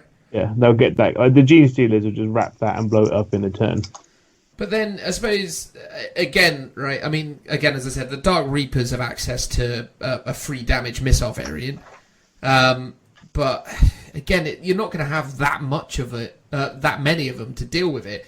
And, yeah, I mean, the Elder probably have the most damage-free stuff out there, which is the Pulse Laser, the Dark Reaper gun, and that's it, really, for them. Unless I'm missing something else. There probably is something else in there that I can't remember right now off the top of my head. But yeah, I mean, because D3 could be super swingy because it's that thing where, you know, you could find yourself in a situation where you could hit a unit of Tyranid warriors 4 times and only kill 1 Tyranid warrior because of D3 not going your way. So yeah, no, mate, honestly, it's a really interesting point. I think there could be some interesting options there. You just got to get around to spending £540 on Tyranid warriors. Yeah, exactly. I think we'll play test it first before I make that money sink. I think so, mate. I think so. Although, you know, GW's opening up its, relationships with the third-party retailers again soon, aren't they? So it'll be at a discount at least. Yeah, true. Unless, of course, they gouge us. They turn off their discounts. We'll see. Don't you go doing that. Unless you do, in which case, fair enough. It's your business. You operate it the way you want to. Right. I'll move on to the next unit then, and this will make it even more tastier. Oh, good. So, another unit that you don't really see a lot of, which I think will make an appearance on tables, is the Melon Scepter. So the Melon Scepter, for all intents and purposes, is a massive brain bug. It has a 4-up invulnerable. It has a power which is called Psychic Overload. So instead of manifesting any psychic powers in your psychic phase, a Melon Scepter can unleash a brain bursting psychic tendrils. If it does so, roll a dice for each enemy unit within 6 to a maximum number of units shown on the damage table. On a 2+, it deals 1 mortal wound, but on a 6, it deals 3 mortal wounds to that unit. It's a Psyker, so you have to subtract 1 from psychic tests, and it's a Synapse creature as well. It knows 2 psychic powers, so Smite and then +1 from the Hive Mind, and it can deny 2. And whenever it does attempt a psychic power test, you can add 1 to its roll. It has a movement of 7. A weapons. Well, it starts off with a weapon skill of 7 and then goes to 5 and 6 as it degrades. Weapon skill of 4, you mean? It's strength 7. No. Weapon skill of 4, ballistic skill of 4. You can't have weapon skill of 4. Anyway, it doesn't matter. We'll carry on. You said a weapon skill of 7, Tim. That's what I'm pointing at. Sorry. It's all right. So yeah, strength 7, toughness 7, wounds 12, 3 attacks, leadership 9, and then 3-up save or a 4-up invulnerable. It's armed with like massive scything talons, which are quite tasty. But that's not the reason for taking them. But for the sake of it, it's strength unit minus AP 3 D6, and you can reroll 1s. When fighting. Oh, and you can make an additional attack with these as well. So you've got 4 attacks. Yeah. Which is not bad. But it's kind of like a bullet sponge because of that invuln save. It's quite nice. But the reason you take this is for the stratagem, and the stratagem is in the Psychic Awakening book, and it's encephalic diffusion. you guys at home can try and say that yourself. Rolls off the tongue. Rolls off the tongue, like seamlessly. Anyway, so you can use this stratagem at the start of your turn. Select one Maleceptor model from your army until the end of that turn. When resolving an attack made with a ranged weapon against a friendly unit within 6 inches of that model, subtract 1 from the weapon strength characteristic to a minimum of 1 for that attack. So now you've got that paired up with your Tyranid warriors. Not bad. You're just creating a more of an annoying unit to get rid of. And if they're all... Is the range of this, so is it units within a range, or is it models within a range? So it is a unit within 6. Wow. Of that model. And that reduces the strength of anything shooting at it. Does it affect combat as well? No, not combat, just shooting. Wow. So essentially in this conundrum, Marines will be shooting at you with their numerous bolters and wounding you on 5s. Yes. And you can obviously snake these guys out from the Maleceptor to create that whole conundrum. Yeah. And then again, looking at this from an ITC perspective, where they're going to obviously have these big L-shaped pieces of terrain, you can probably hide the thing quite easily. Yeah. All right, well, fair enough. I mean, to be fair, I've seen a lot of people using the Maleceptor since this stratagem's come into effect. Just to say, every single competitive Tyranid list I've seen has one of these now because, obviously, of this stratagem. Which is why whenever I see them, I make sure that they die really, really quickly. What most people have been doing, I've noticed, is they take a 1 Maleceptor and 3 Exocrines and created like a weird little scary sort of pyramid piece in the middle. So I make a habit of trying to kill the Maleceptor straight away because I'm like, I can't let that thing survive. But yeah, man, I mean, again, if you're lucky and you're able to hide it, yeah, crikey, that's pretty scary, actually, isn't it? That's got some options. I mean, Phil, would you like to see that across the board for me? No. I mean, it used to be one of the sort of worst or just not very good units. So it's nice that they've sort of bumped it up a bit with some abilities. Yeah, it was that it got released after all the other plastic Tyranids got released, and they kind of paired up with some terrible rules, didn't they? Yeah. Is that stratagem -1 to wound or -1 strength? -1 strength. Oh, that's all right then. Yeah, I mean, -1 wound would be crazy. Yeah. But then -1 strength is really swingy for toughness 4. So when we're looking at this on warriors, it is really swingy. Because what I was finding when people were using it with things like gaunts, like I was seeing a guy who was running it with like gaunt spam. It's like, haha, your strength, 4 gun is now strength 3. It's like, it's not terrible against you. But I'll shoot all my strength 6 guns at you instead. Well, yeah, I mean, obviously that's what can you do? But the thing is with it is like when it comes to like the toughness 4 stuff, because again you start to think like one of the benefits of strength 4 is that it wounds most little gribbly armies or most things on 3s. But then all of a sudden, again with the Tyranid warrior combo, you're swinging that all the way to wounding on 5s. Which again massively decreases the efficiency of the killiness of these Marine players, which again is going to massively help you in a lot of matchups. If you can neutralise a lot of the damage, the impact and damage of Strength 4, you're putting yourself in a very good place. So yeah, I think. Yeah. But it works really well with if you're going to use lots of like heavy weapons like battle cannons that do have a D3 and they're Strength 8.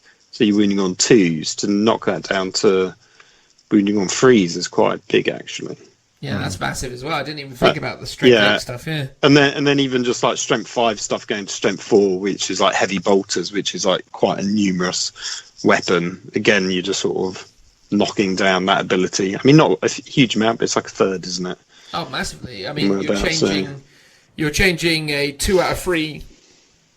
Chance to wound to a 50-50, which is Yeah, massive change. It means that, you know, if you hit something 9 times, you're now wounding it 4 times rather than 6, which is pretty massive. So yeah, no, I mean, honestly, that's super impressive with that combination. How many CP was that stratagem again? It was 2. Well, deservedly so. It makes absolute sense. But yeah, no, I mean, I really love it. And obviously this guy's a psyker as well, which is no bad thing. So obviously you've got a little bit of added psychic defense there as well. Yeah. So yeah. Also as well, potentially, can this guy be an engineer, Joe? You're the ITC man. No, because it can't be a single model. It can't be an engineer. It has to be a unit. So if you could have 2 of them in a squad. Oh, have they updated engineers now? I always swore that engineers could be just one thing. No, it's got to be a unit now. Fair enough. But still, I mean, regardless of that though, very strong option. Some very interesting things. What was interesting as well, though, the point that you made about the fact that it only has smite and 1 other psychic power. I swear I've seen varying people using it with 2 different psychic powers. It's a character, isn't it? It does not have the character keyword, no. No. Because there is a relic in Psychic Awakening which allows it to have 2. Yeah, the Resonance Barb, I think it is. Well, maybe they were doing that. I imagine what probably happened is what most people would do, which is a Maleceptor can attempt to manifest 2 psychic powers. Right, yeah, so it's got 2 psychic powers, done. Yeah, which is a totally fair enough assumption. I think, you know, it's amazing sometimes. I mean, even throughout the course of this conversation, obviously, we've talked about the fact that a Tyranid Prime doesn't actually gain its own benefit, that Gene Stealers don't have instinctive behaviour. We're learning as we go along. Yeah, this is it. It's all about the learning. It's all about the learns. So let's talk about some fast attack then. Which of the fast attack choices do you want to touch upon? So I've decided to delve into the realms of Forge World and go with a Dimacarion. Phil, step in. Oh, it's a Dimacarion? Dimacarion. Oh, it's a dim Macarion, is it? Dimacarion. Exactly. Okay. So he's a bit dim, is what we're saying. Which is nice. So, this I highly recommend you guys go look it up on the Forge World website because I think it's a lovely model. But it has a few abilities. So it's got Digestion Spine. If a Dimacarion kills 1 or more enemy infantry models in a fight phase with its Grasping Talons and 4x Spine more, it gains a 5-up invulnerable for the remainder of the battle. It's okay. It does suffer the instinctive behavior rule, but it also has the Leaper Killer rule, which means when it moves, you don't have to count any vertical distances it moves against the total it may travel. So that's kind of cool. Stat-wise, it's got a degrading chart. So it starts off with movement 12, weapon skill 2+, ballistic skill 3, strength 6, toughness 6, wounds 14, attacks degrade, so it starts off with 6, leadership 10, and 3-up normal save. And weapon-wise, the Grasping Talons and 4x Spine more are strength 7, AP 2, 1 damage. If it's targeting an infantry unit, then it's a 6+, and the hit roll is a 6+. The weapon strength is resolved as ×2, and the damage is D6, which is quite tasty. And then the Sickle Claws, which is strength 10, AP 2, D3. If a hit roll with this weapon is a 6, you resolve that AP you resolve that hit with an AP of -4 and a damage of D6. Crikey. Tasty. Quite tasty. Glad. I mean, he is all over the place, though, right? So is he a Synapse character? No. So he's not a Synapse character. No, he's meant to be like the person that goes out and hunts down the leaders. So he's like a big lictor, but not as good because lictors can operate on their own. Don't think lictors can. Well, you get squads of lictors, and then you get the isn't there a special character lictor as well? The Death Leaper. Death Leaper, yeah. Yeah, so the lictor doesn't have synapse. Yeah, but he doesn't also have the instinctive behaviour special rule. No, that's true. So he doesn't suffer. Neither the Death Leaper or the lictor have instinctive behaviour, whereas this guy does, which is weird. Yeah, I think this guy falls down slightly because he's a Forge World Index unit, and it just hasn't maybe been updated. Nah, If you are worried about that though, you can give it a monster adaptive physiology and give it the synaptic enhancement, which gives it the synapse rule. Oh, fair enough. Well, I feel like that's probably an auto include for this guy, given the role that he occupies. Yeah. And is he a character? I thought so, but I could be wrong. He's probably just a monster, actually. He's just a monster. A monster. He's a monster. He does have some cool special abilities though as well, doesn't he? No, that was it.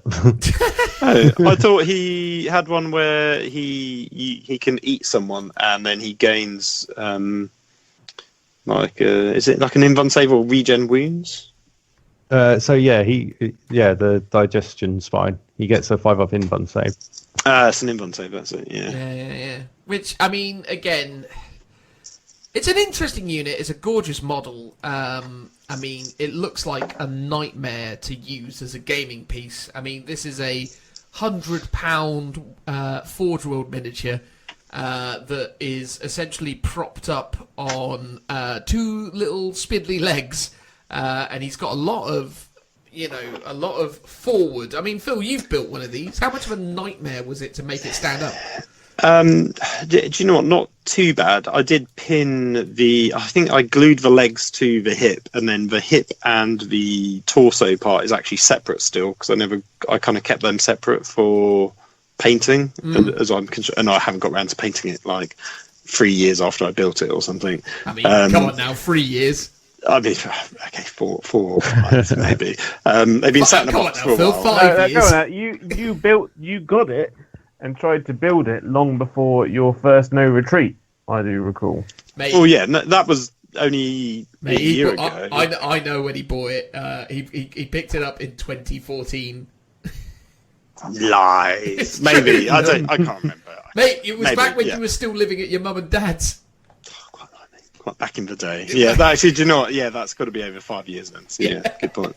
I mean, I did I used one of the Horus Heresy dioramas between the 2 Sons of Horus characters. I managed to get that kind of scenic base, and that fitted on nicely onto his base. So I've sort of got him stalking across the ruins, and then I sort of tilted his pose slightly so he's gonna go on the base more with the basically sideways like a knight, as opposed to the oval base sort of pointing forwards, because actually I think that works better with his rule of leaping over models and stuff. But yeah, it's not too bad. I think you do need to pin it all in place or use some epoxy resin to glue it, because the arms are going to be quite heavy as well. I mean, he seems like a super interesting unit, and definitely something, from a modelling perspective, that sounds kind of cool. My thing is with it from a kind of gaming perspective, when you were kind of going through the stat lines and things, he just seems a bit of a mess, as I say, because he's got rules coming out from all directions, but nothing really definitive about him, and nothing that strikes me as being really, really strong. I mean, what would you say, Tim, based on what you were just saying there, is his main function? It's just to be shock attack, really. He's just a massive distraction. He's too swingy, in my opinion. That was what I was thinking. How many points is one of these going to cost you? 200. Ooh, quite a lot as well. I mean, 14 wounds is impressive, but beyond that, I'm not hearing much else that's making me think that's 200 points. You've got to compare him to the Redemptor Dreadnought, really, haven't you? Yeah. Which has got 14 wounds, and that's got a 3-up save, and it's got a big gun on it. It's like 70 points cheaper. I think the Redemptor's like 130 now. It's well cheap. Is the Redemptor 130? I thought the Redemptor was still kicking it at about 150, 160-ish. Yeah, a quick gander. But still, even then, right? I mean, you're talking about a point of comparison against things like, I mean, 14 wounds. You're getting into sort of big vehicle territory, which is fair enough. But again, they're usually a bit more tanky and have certain other functions. I mean, as you correctly say, Tim, this guy is shock attack in so many ways. If he had an ability where he could lock things in combat, say for example the idea that he got into combat and then you had to roll a 4+ to fall back from him or something like that, I could start to see some viability in him. But it's one of those things where, you know, it because his toughness is 6, right? Yes. And he's got a 3-up armor save, potential 5-up invuln. Yep. So yeah, I mean, he's not going to be very hard for most things to kill really quickly. Yeah. Yeah, it's like size-wise, he's pretty similar to a knight. So you kind of want him to be a bit more like a gallant knight, that kind of close combat beast. And he just doesn't really cut it. But, you know, I picked it up because I was like, it's a cool model. It's an incredible miniature. And also as well, it's really cool to hear about something that's very different. I just think, yeah, I mean, it's an interesting thing, isn't it? And I think in so many respects, without wanting to get too deep into this, I think that's one of the recurring scenarios with the Tyranid faction is there are a lot of weird units in it that never really seem to know what they want to be. It's like, I do this, sort of. And it's like, oh, okay, right, good. I've always felt that the Tyranid Codex and the army as a whole needs to be a lot more streamlined. So you've got to think, this is an entity which is building the perfect killing units and features for one specific use. So like the shooty bugs should only be shooty and that's their role, and the combat bugs should be the best combat kind of thing ever. There shouldn't be like any kind of like duality between stuff, because you wouldn't create that. Yeah, I think, you know, you'd build something for a specific purpose. And I think the thing is with this guy, I mean, maybe it's just one of those moments where the old High Fleet were going, I don't know, just send everything in. Like, you know what I mean? Just like, give it everything. Don't worry, I'm sure something will work out. You know. It's when it was going through its teenage exploratory phase, you know. Yeah. It's like, I'm out of ideas. Let's just cover it in spikes and hope for the best. Let's give it a rib cage that eats people. I don't know. That sounds fun. Add spikes to it. That'll do. Yeah, I mean, that is the model is spikes upon spikes as well, isn't he? I mean, he is. Yeah. The silhouette of this mini is all over the place. It's just literally like. It's amazing. Oh no, I love it. But it's an incredible NID mini. But I think that in so many ways the model represents the rules, which is it has no idea what it's doing. It's just coming to life. I think and it's all like, kill me. Anyway, sorry, Phil. Yeah, I think all the Forge World Tyranid models are just like loads and loads of spikes. And I've spoken to a few people when they built the Hierodule, like really big Titan, they're just like stabbing themselves constantly on all of the underside spikes and stuff. And you've literally got to apply the spikes individually on that one as well, which is a bit of a nightmare. I can't remember if I had to on this one, but yeah. There you go. Also, all right, wicked. Well, that was our fast attack segment. We're going to move on now to heavy support. So, Tim, which of the heavy support choices have you decided to talk about?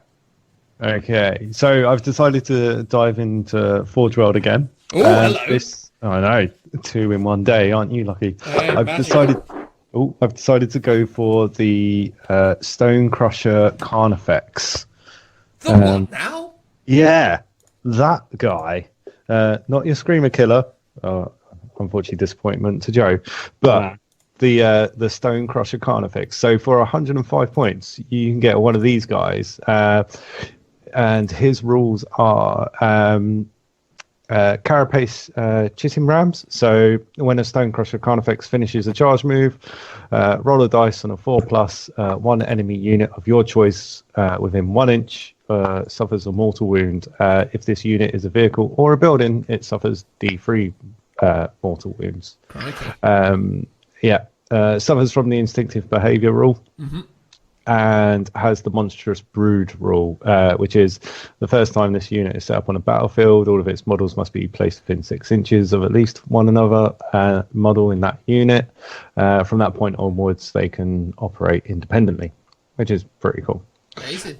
Yeah, stat-wise, we're looking at a movement of 7, a weapon skill of 4, a ballistic skill of 4, strength 6, toughness 7, wounds 8, attacks 4, leadership 6, and a 3-up save.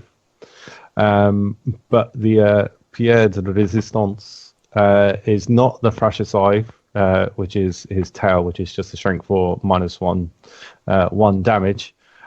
Is his Wrecking Claws. Against vehicles and buildings, reroll all failed wound rolls with this weapon. If this model has 2 Wrecking Claws, then it can also reroll all its hit rolls against vehicles or buildings. And the stats for that are ×2 strength, minus AP3 D6. So you would obviously run this with Old One Eye to give him a +1 to hit. Obviously. So it'd be One Eye and friends. But I just feel like... Do you feel like you actually need One Eye, though, if you're re-rolling hits anyway? Couldn't hurt, but... Doesn't Old One Eye give them like -1 to hit, like -1 to be hit as well? No, I don't think so. No, I'm not remembering Old One Eye having that kind of ability. I don't think he does. I think it's just for like... Can you give them Biomorph so you can give them the Sporcis Towers or whatever it is? Yeah, there's an upgrade, but I don't think you can give it to the Forge World ones. No, you can't. You can give it adaptive physiology, so stuff from the Psychic book. You can also give it bioplasma, which is just a 12-inch range, strength 7, AP 3, 1 damage. Not awful. Not awful. It's 9 points. Assault D3. I was just looking at the miniatures on Forge World. So there's a Wrecking Ball variant and a 2-claw variant. Yeah. What's the Wrecking Ball doing again? Sorry. The Wrecking Ball, or it's the Bio Flail. Oh, sorry, the Bio Flail. Okay, the Bio Flail is Strength user, AP1, 2 damage. Each time this bearer fights, one and only one of its attacks can be made with this weapon. When the bearer fights with this weapon, make a number of hit rolls against one target unit equal to the number of models that target unit has within 2 inches of the bearer. Ooh, crikey. Okay. And you take them as Kraken, right? So they can advance and charge. Yeah. Yeah. Well, no. Just because you're Kraken doesn't mean you can advance and charge. That's just a Gene Stealer thing. You roll 3 dice and pick the highest, don't you? To advance, yeah. Yeah. But they can't. But Kraken can fall back and charge again, though, can't it? They can. Yeah, which is quite tasty because it means you can just leapfrog tanks then, which would be quite fun. Yeah. Yeah. But these also have like a Hammer of Wrath attack, don't they?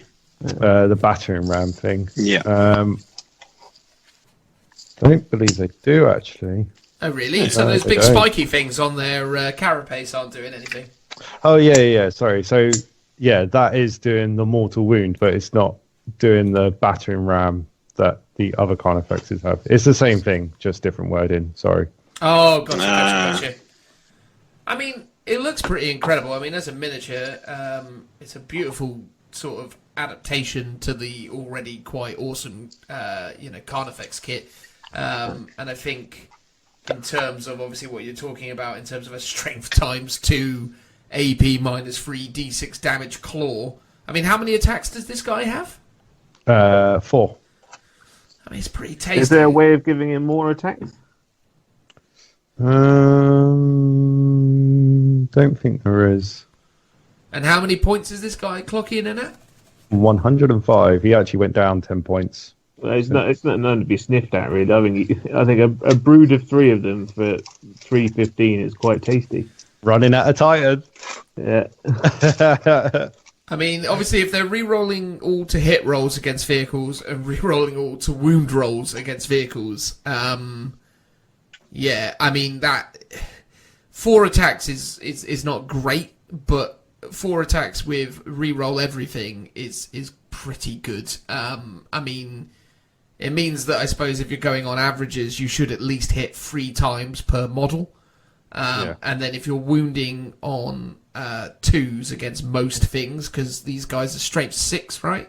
Yep. So obviously against infantry and things, I mean, admittedly against infantry they're not going to be re-rolling. So actually against most vehicles and buildings they're going to be wounding on 3s.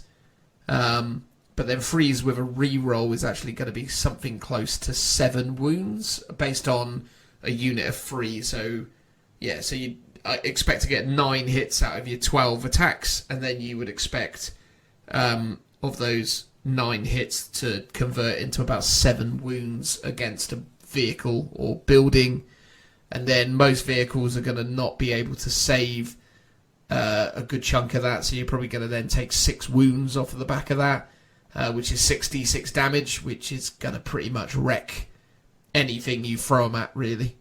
Gonna hurt, right? Really is, yeah. I mean, an Imperial Knight does not want to get charged by 3 of these. No. And plus, it's not something you see on the board regularly as well. And if you put, like you said, put them near old One Eye, make sure, so they're hitting on 2s, and then have like a Malanthrope nearby, so they're -1 to be hit. It's pretty tasty. I struggle with the idea of including old One Eye only from the perspective that I'm not entirely sure that he's worth it. The thing is, if you include old One Eye and like 3 of these Carnifexes, you're looking at what, 515 points then? Old One Eye is like 200 points. But he is quite good, a lot. though. He is good. He is really good. I don't know. I mean, he couldn't beat Abaddon in a fight in our previous... Yeah, but him and 3 Crushers could be Abaddon in a fight. Oh, 100%. 100%.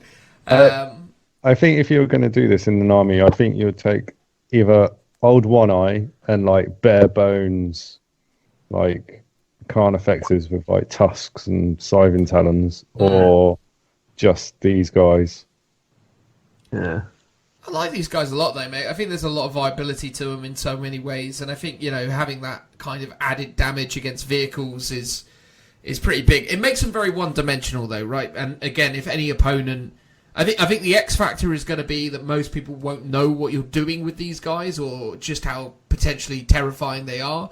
But if you're playing against someone who's got some experience and understands just how devastating these guys are going to be if they charge into a vehicle or an Imperial Knight or something to that effect.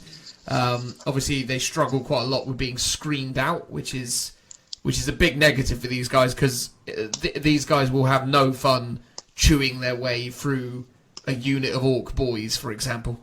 And that's where the problem with like old One Eye comes in, is just trying to get him around the board. Yeah, but if you think like these guys are going to be backed up by like your big blobs of warriors, like, they'll clear out all the screens for you, and then and if you got your Gene Stealers there as well, like Gene Stealers would just tear through a unit of Orc boys in a second.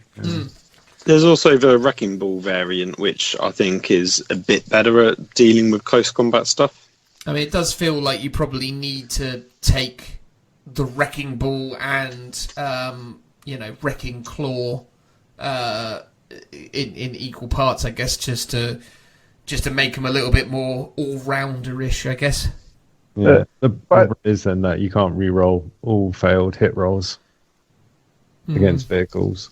I think, like, in terms of like a standard Warhammer World Eternal War situation, I think these could be quite good. Totally. I think the fun games, they're going to be really good. Yeah. Yeah, I think that they've got a place. Yeah. Thing. It just takes a bit of working with to learn how to use them at their most efficient. The thing is, though, you don't have to commit them turn 1, turn 2. You can just leave them milling behind the building out of line of sight and then charge them in. Totally. Yeah. I mean, this is the thing, right? Imperial Knight players are not going to enjoy dealing with these guys because obviously they get in and they will really, really mess them up, which is a big thing to consider. And also, there are obviously lots of vehicles doing the rounds. And yeah, I mean, for 315 points for 3 of them, I think you're looking at a pretty reasonable selection there. I mean, what, are they free up save as well, Tim? Yeah, they are. and they've got the toughness 7, which is really good. 8 wounds, 9 wounds each, you say? 8 wounds each. Yeah. I would probably run a bunch of venom throats behind these to make them -1 to hit, or a malum throat. I mean, yeah, they seem like they've got some options for sure. Because you can give them in vulnerable saves, can't you, or a 6-up feel no pain. You can give them a 5-up feel no pain, and you can give them a 5-up in Vun. Well, you could give one of them a 5-up in Vun through the physiology. Yeah, and there's one of the new chapter tactics, I should say, that when you charge and you take Overwatch, you get a 4-up save as well on top. In Psychic Awakening? Yeah, I swear there was one that basically, when you charge with a unit and it takes Overwatch damage, you get a 4-up save. I'm trying to find it. Well, while those guys try to find that, you try and find that. I'll move on. No. I mean, I was just going to say, I think. Oh, here we are. Oh, here we go. Sense of the Outer Dark. When a model with this adaptation would lose a wound as a result of an Overwatch attack, roll 1d6 on a 4+. The wound is not lost. Is that a?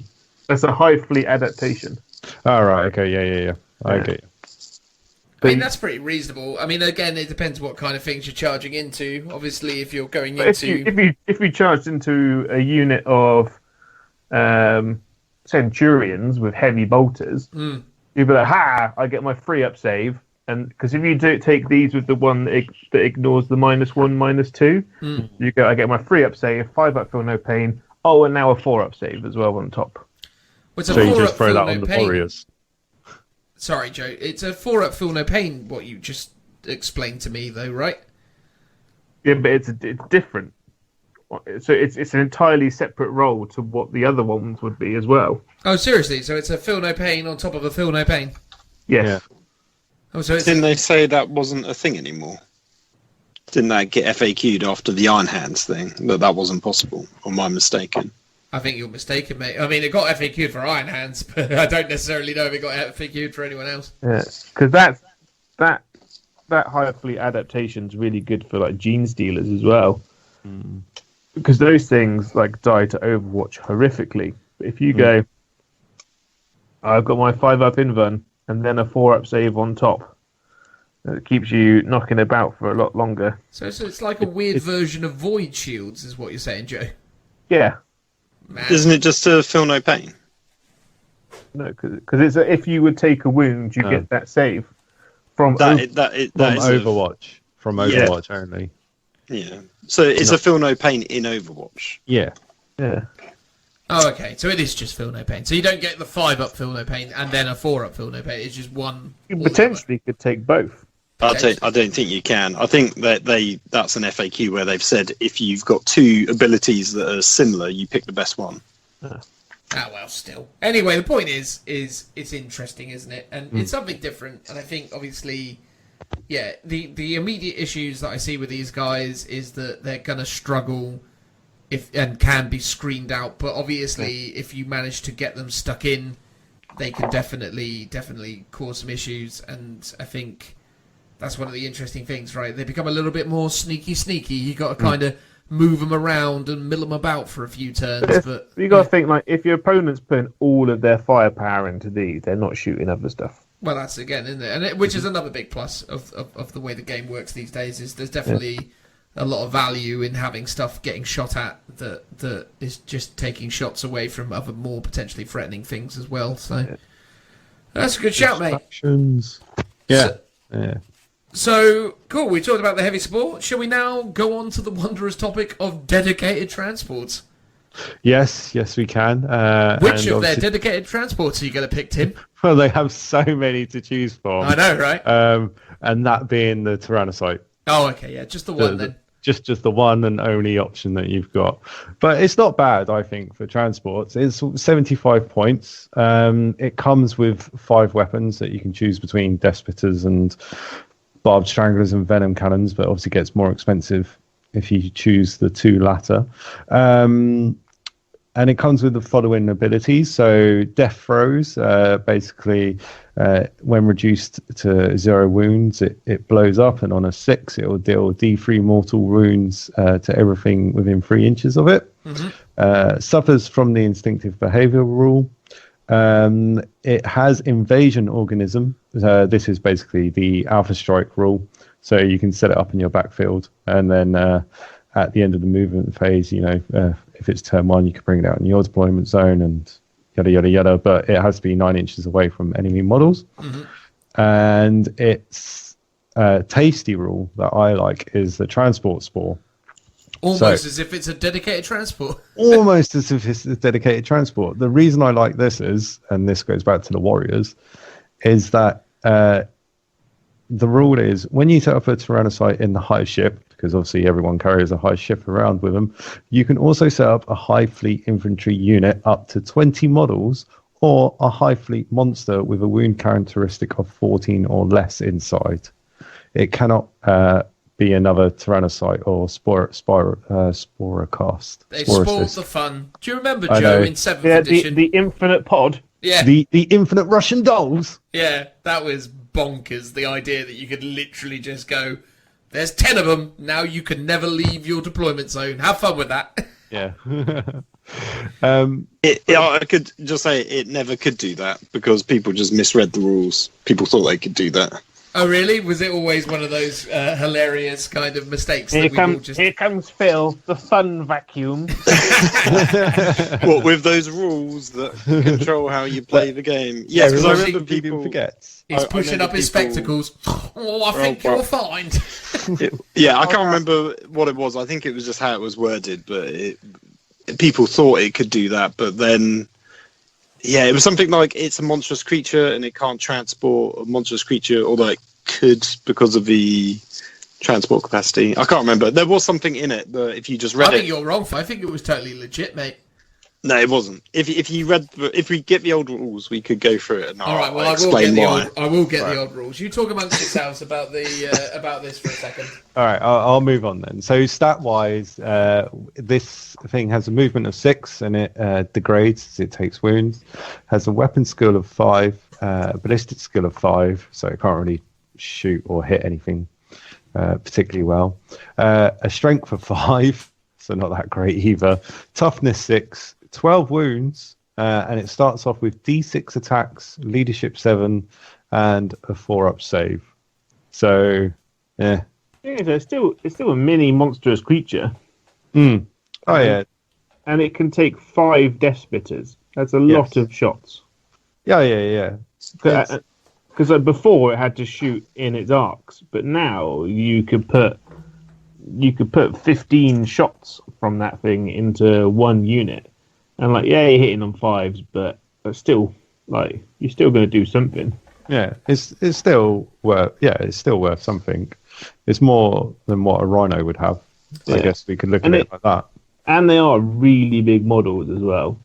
So you could put 2 or 3 of these down on the table and completely lock your opponent in their deployment zone. Especially if you put Carnifexes or Hive Tyrants or something in this, because you'd be like, oh, no, you are now move blocked. Yeah. How many points are they? 75. Well, totally worth it. Yeah. I think it's great. I think it's more interesting that you can fit up to 20 infantry models in it. You have 20 termagants. Also, what's really interesting about it as well is you can fit 20 infantry models, but they've not suggested that a Tyranid warrior is more than 1 infantry model. Oh, really? Yeah. And has this been FAQ'd at all, do we know? I will just look at the FAQ just again. I don't think it has. So... If it hasn't, that's hilarious. Because you can only take 1 unit, though, but still, 9 warriors. No, you can take... you can set up unit up to 20 models. Yeah. So it is only 1 unit of warriors, but still. How many Ripper Swarms can you have in a unit? Ripper Swarms are not infantry.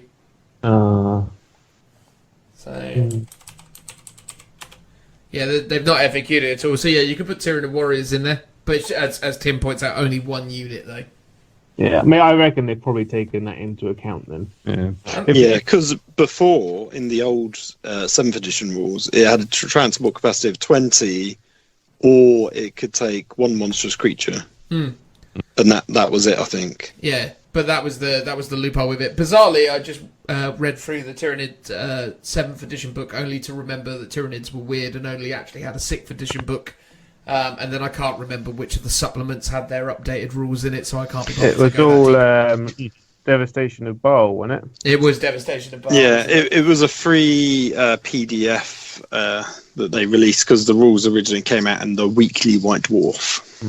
I do have it in front of me if you want me to read through it. Was it Angel's Blade or was it Traitor's Bane that they put it in? It'd be the second one, I think. No, you're talking about the Devastation of Baal stuff, aren't you? Yeah. Yeah, it would also be in there. Yeah, that's in another room. It's getting too much. Tell me, Joe, then, or Phil, have you got it in front of you? Yeah, so I'll just read it out. It doesn't take up a force org slot. It can carry a single unit with a Tyranid faction and transport capacity of 20. Monsters creatures count as 20 for the purpose of transport capacity. Declare which unit is being carried during deployment. A Tyrannocyte always enters play using the Deep Strike rules. I think that was the thing, because it has to enter play via the Deep Strike rule. When a Tyrannocyte deep strikes, it scatters on top of impossible terrain. Forget about it. Once a Tyrannocyte deep strikes, a unit carried by it must disembark. Place a unit such as every model is wholly within 6 inches of a Tyrannocyte and no more than 1 inch of an enemy unit or impossible terrain. Any model that cannot be placed is removed as a casualty. No unit can embark inside the Tyrannocyte for the rest of the game. Blah blah blah. Yeah. So basically, the reason why it can't do the Russian doll thing is it has to deploy via deep strike. It can't go inside something that is deep striking. Well, fair enough. I've just gotten lost in the Traitor's Bane artwork and pictures, by the way. This is beautiful. Anyway, I'll get back to that at some other point in time. All right, cool. Well, there you go. Dedicated transport. Is there much else that you want to add on that one, Tim? Or are you pretty happy with that? I was going to say, if you were going to run in Tyrannocyte, you could probably think about running a Tyrannofix in it with like the auto-hitting acid spray weapon, or you'll just take a big lump of Termagants with Devourers. What's the range on the Flamery thing? Let me get it up. I believe it's like 18. I think so too, yeah. It's like a Hellhound sort of flamer. Yeah. That could be... The thing is, though, that is... And it can come in turn 1? Yeah. Like a drop pot? That is a amazing turn 1 threat. No, wow, it can come down turn 1 now. Well, no, it still follows the normal rules. You can come down turn 1, but it has to be in your deployment zone. So it'll be okay. Oh, yeah, so nothing can do that now. Yeah, so Tim was saying you can start it in your deployment zone and then redeploy it at the end of the movement phase. Oh, okay. Right, that makes sense. That was what you said, wasn't it, Tim? Yeah. Yeah, there you go. That's and then once it redeploys, it can go anywhere, yeah? No.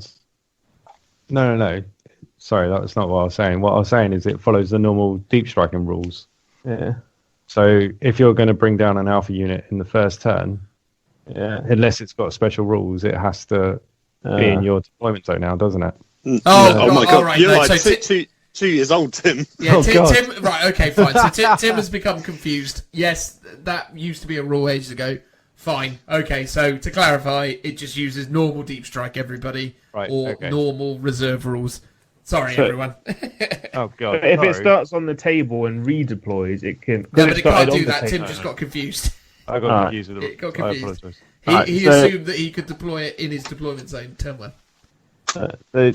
So you could do go right from turn 2. Then you could be like have essentially 6 monstrous creatures and a double moving unit of 20. Well, 2 units of 20 Gene Stealers. So like, deal with that. It's a one-dimensional army, but it'd be fun. You could put Pyrovores in it. You could. Those things. Pyrovores. You can only get a unit of 3 Pyrovores. Oh. And they're not very good. I'd probably just put, a Tyrannofix in there, because the acid spray is 18-inch range. It's heavy 2d6, but it's strength 7, because it's strength user. AP 1, D3, and it automatically hits. So Fair enough. So, in the interests of time, dear old Tim, so there's a few last little things that we can talk about. We've got flyers. You've technically got a building, but we probably don't necessarily need to worry too much about the building. Do we want to talk about Lord of War? Because I know there is obviously the Forge World stuff. So, all right, fine. Let's do flyer and then Lord of War and call it a day. So, flyer, Tim. Sack off the flyer. Just go straight to Lord of War. Shall we just go straight to right? You got two flyers, boys and girls. You got a Hive Crone or a Harpy. Which one are you going to take, Tim? I took the Hive Crone in this one just to deal with the reason? flyers. One particular reason? Well, mainly for the was it the it's basically got it's tentacled missiles, I believe it is, and the special rules for that are you can reroll failed hit rolls for a weapon against units that fly. The thing that really weirds me out about the flyers is that they have instinctive behaviour. Yeah. Like, what were they thinking at that point? It's like, that seems really odd. Plus, their movement is pretty reasonable, but it's one of those things, I guess, where...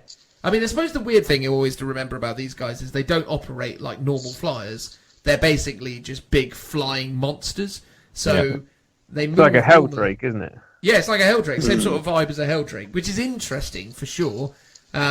Because I do think a lot of people won't see it coming, in as much as you can go, oh, my flyers are going over there. Now they're charging you. I'm sorry, what? What's happened here? But I don't think they're that good that they're going to make that big of a difference, are they? No. I think the reason why they might have given them instinctive behaviour is a reason to take the wing type tyrant. So you sort of run them together, I think. Yeah, but these guys completely outpace a wing type tyrant. True. Because do they have a minimum range? No, but they have a movement of 30. Ah, right. Okay. Yeah. Bit weird. Is it? But then I suppose you just put them in front of the thing that you want to charge, and then you don't suffer any of the negative elements anyway, because you just make sure it's the closest thing. Well, doesn't instinctive behaviour kick in at the start of the turn? Oh, there's a question. I thought it was if at any point you fell out of synapsis range, you lost the effects of, or you went into instinctive behaviour. I thought instinctive behaviour only kicked in at the start of the turn. Unless Hive Fleet units with this ability is within 24 of any Hive Fleet synapsis units, you must subtract 1 from any hit rolls. So yeah, it's immediately. It's not at start of turn. It's at any point. Ah, well. But look, I mean, at the end of the day, you're just gonna point it towards the thing that you wanted to get in a fight with, and leave it at that. But the negative situation with that is because it becomes a little difficult to control. Can you still fall back if you're on instinctive behaviour? Yeah, it doesn't say you can't. So. Oh, okay, fine. So you could still use the fly keyword to leave combat and do things elsewhere. Yeah, instinctive behaviour only really kicks in if you're not targeting the closest unit. Okay. Oh, well, then in which case it's not too punishing. But yeah, it's an interesting thing. I think their flyers are interesting, but I mean, how many points is a Hive Crone? It's 143. The reason to take it is because of the tentacles. Because if you're targeting a vehicle on a 4-up, it does 1 mortal wound, and on a 6-up, it does D3. It's assault 4. It's not amazing, but it's something. I mean, it's melee weapons are nothing to stick your nose up at though. You've got the Scything Wings, which is strength user, so strength 6, -2 D3 damage, and you get to reroll ones to hit. Yeah. And then you've got this Wicked Spur, which is a melee weapon with strength 8, which is pretty amazing. -3 D3 damage. Each time this bearer fights, it can make 1 and only 1 attack with this weapon. This is an addition to that makes it useless then. Well, no, because he's got 3 attacks normally, and then he gets 3 Scything Wings, and then 1. So he's got like 4 attacks, and one of them happens to be strength 8 -3 D3 damage. Yeah, it'd be better if it was just 3 damage. Like that would make, because it's like the chances of it hitting... Like Marneus Calgar's Gauntlets of Ultima. Well, it's just like the chances of that one hit hitting without support from any other characters is pretty low anyway.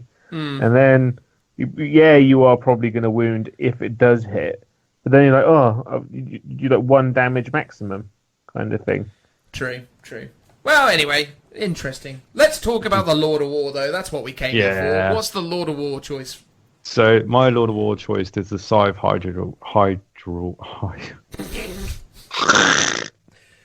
Hydrol. The Hydrol. I don't know anymore. Hiradril? Like, Hiradril. Thank you, Phil. There we go. He's the big one, isn't he? He's got the the wibbly legs and so on. He's a big sexy boy. Yeah, he's the big sexy boy with the big sexy siren talons. I think the model could be better, to be honest. Oh, really? That. Yeah. Controversial. It's I just don't. I feel like some of the Forge World range fits with its existing Tyranid stuff, and I just think some of it sticks out like a sore thumb. And you think this is a sore thumb? Yeah. The thing is that this came out when Forge World was doing its aliens range, the highly detailed, craggy armored aliens range. So you had this, the big Bio Titan, the Flappy Bird thing, and the beautiful, beautiful Forge World winged Hive Tyrant, which makes me feel things. It's fair to say, though, isn't it? Because this has actually been around for a long old time. This is getting on for. This is quite an old Forge World kit, isn't it? Oh god, yeah, this is. Yeah, really old. 15. Yeah, I was going to say probably closer to 20 almost, but not quite 20. Probably like 18 or so. Yeah. But that's the thing, though, right? Because I mean, you're talking about a time when the Tyranids range was flipping ugly. I mean, you're talking about the old 3rd edition Nid range when this thing came out. So this came out when they when the new plastic Hive Tyrant was about, and you had the new plastic Carnifex, but then you had the half metal, half plastic Hive Tyrant. But the one that basically became the new plastic one. Oh, okay, fine. So that was more sort of like 2006 time, 2007, whatever it was. Yeah. Fair enough. Well, still, anyway. I personally, when I see this mini in the Forge World store at Warhammer World, I do look at it and think, that's cool, but it would be a nightmare to use on the tabletop because it's so unwieldy, right? Like, it is big. Are you thinking about the Bio Titan, though, Dan? Oh, Because maybe you mentioned I am. about Which the wibbly one? legs. Yeah. Oh, which Besides one are you guys talking about? Hiradril is there's two of them. God, they're you're talking the about next size down. Oh, sorry, everyone. I was talking about... Yeah, okay, fine. You're talking about the much smaller one. Yeah. So, Yeah, that one... because they're not much bigger than the...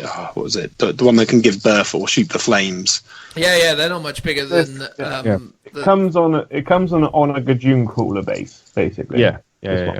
Yeah, it's weird almost that these things are still considered Lord of Wars, because they're quite diddy compared to some things in the range these days, aren't they? Yeah, that goes to show you how things have changed over time in terms of the scale of things. Well, then, yeah, in which case, this is even older than what I was sort of thinking before. I think, yeah, you are looking at... Well, maybe you are looking around the sort of 2006 period, because our mate Sam got one of these, didn't he, Joe? Yeah, I actually played against one of these at Bournemouth, at the old Beachhead. Oh, yeah? How did that go? I killed it. I say I did. Drazar did it, because he's a boss. But I did lose an entire squad of Incubi to Overwatch from it. Crikey. I mean, we better talk about what it actually does then, Tim. What is this thing? So for 410 points, you get all this lovely goodness. First up on its abilities is Agile. So when it advances by 6 inches until the end of the phase. You do not need to roll any dice. Mm-hmm. Additionally, when you make a charge roll, you can roll 3d6 and discard the lowest result. So that's quite nice. Has the death throws rule. So when reduced to 0 wounds, it blows up. And then but it's on a 5-up this time and within D3 mortal wounds. Again, instinctive behavior.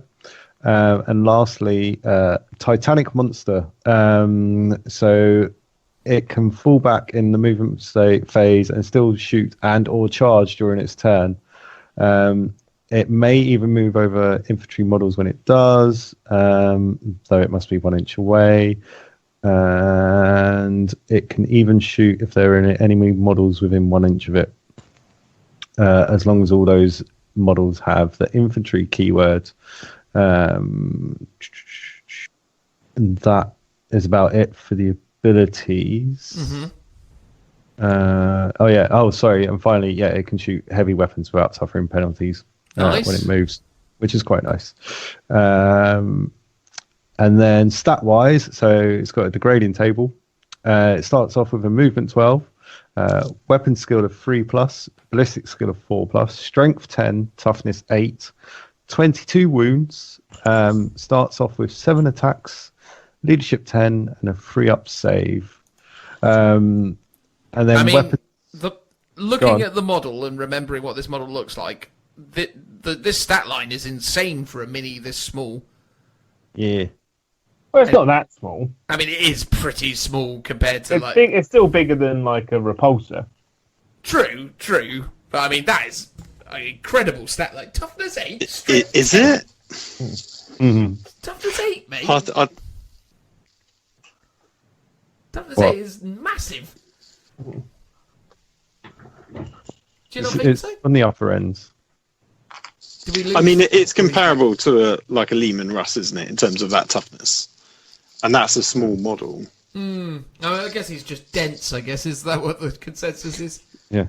Lots of big armor. Well, fair enough. It's just dense. It's just big and scary. But it comes armed with like a bioacid spray, so heavy 2d6, stroke 6, AP2, D3 damage, automatically hits the target, which is cool. And then it comes with 2 pairs of massive scything talons, so you get to reroll ones, and because it's got the extra pair, you can make 1 additional attack. So 8 attacks. What I would do is give it the adaptive physiology to give it a 5-up invuln. Just to make it stick around on the board. And then I would probably run this if I wasn't running like the stone Carnifexes or Old One Eye, because this is something you wouldn't see on the board normally. And people will be like, what is this? Yeah. And this thing is 400 points. Yeah, it's quite a lot though. It's not really like as good as a knight, let's face it, but it could tear a knight limb from limb though. It'd be glorious to watch, right? Yeah. I mean, I'm torn on this one because I can see the viability of it in some respects, but then in the back of my mind, I'm thinking, right, okay, 400 points. I mean, 400 points, as we've established already, is, and it's not 400 points, right? It's 410. Yes. Yeah. So 410. So as we've already established, for 50 points less, I could have 18 Tyranid warriors. You could have both. Yeah, obviously you can have both. I'm just sort of, again, just giving the point of comparison in terms of list building and the sorts of restrictions that puts in place. Because I think the problem is with the NIDs is you need you need big bugs, but I think the thing is with the big bugs is that this guy isn't quite big enough to justify that amount of points. I don't know. I think if you put him on the table, he is the ultimate distraction Carnifex, as they say.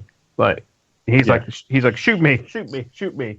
I am tough as nails. Can a Swarm Lord make him move twice? Not entirely sure. He should be able to because it's any unit, if I remember correctly. Hive Commander. Yeah.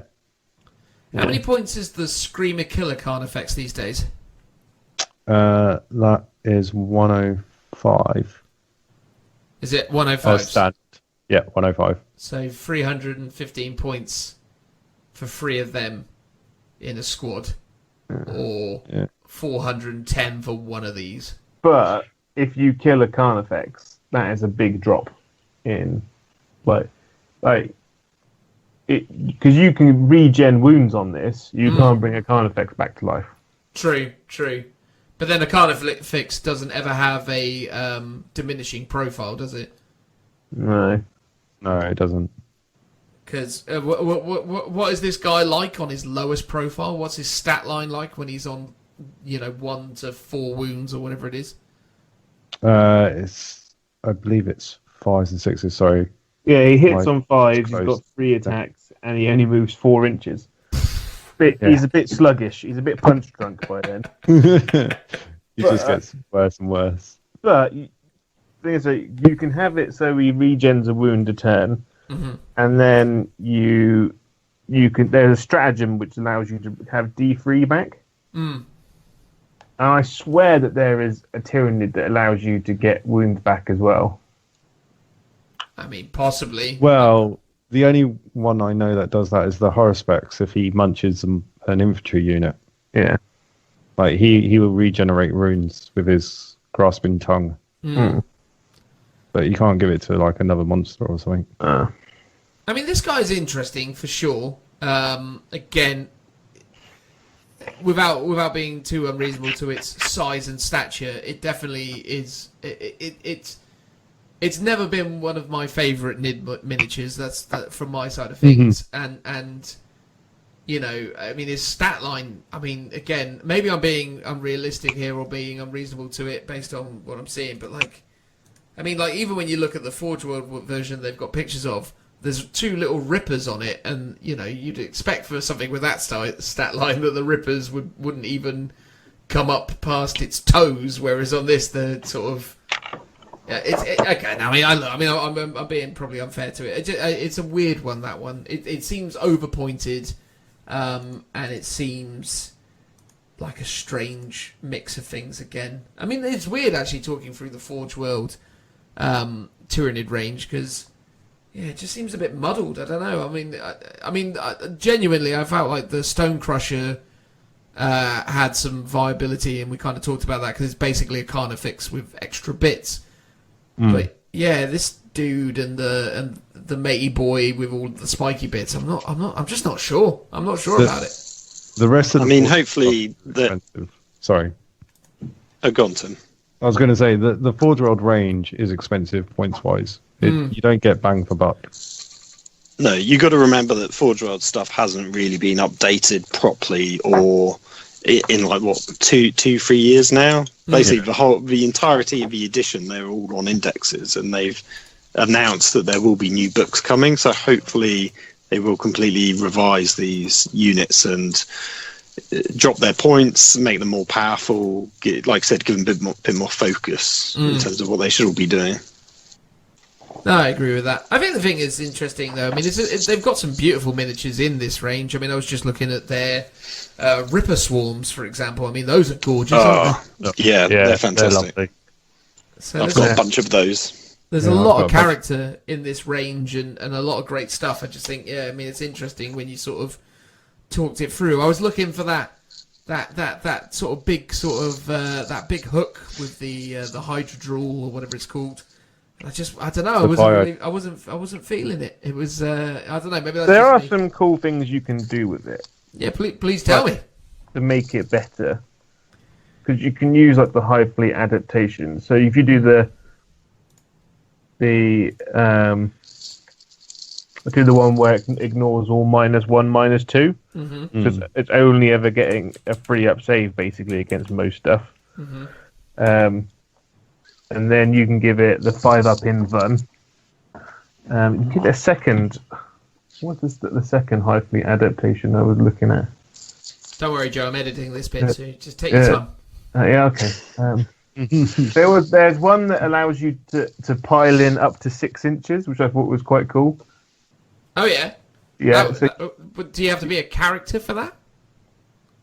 No, because Hive Fleet adaptations is basically your chapter tactic. Oh, cool. So literally, you could have an entire army that could heroically intervene 6 inches. Yes. I mean, that's incredible. Yeah. There's the other one which is Prey Sight. If a monster unit with this adaptation makes a charge move, is charged, or performs a heroic intervention, then until the end of the turn, when resolving attack, add 1 to its hit roll, which means that when it charges, it hits on 2s, which is quite nice with those 7 attacks. Or you can give it the one that ignores the Overwatch damage, but you don't really wipe its toughness 8. Yeah, it's going to soak up that damage pretty easily. Or there's the one where you can advance in the turn that you fall back. It's pretty tasty because obviously, you can advance out of your situation and then potentially still charge with some other stratagem, or I think there is a fallback and charge strat.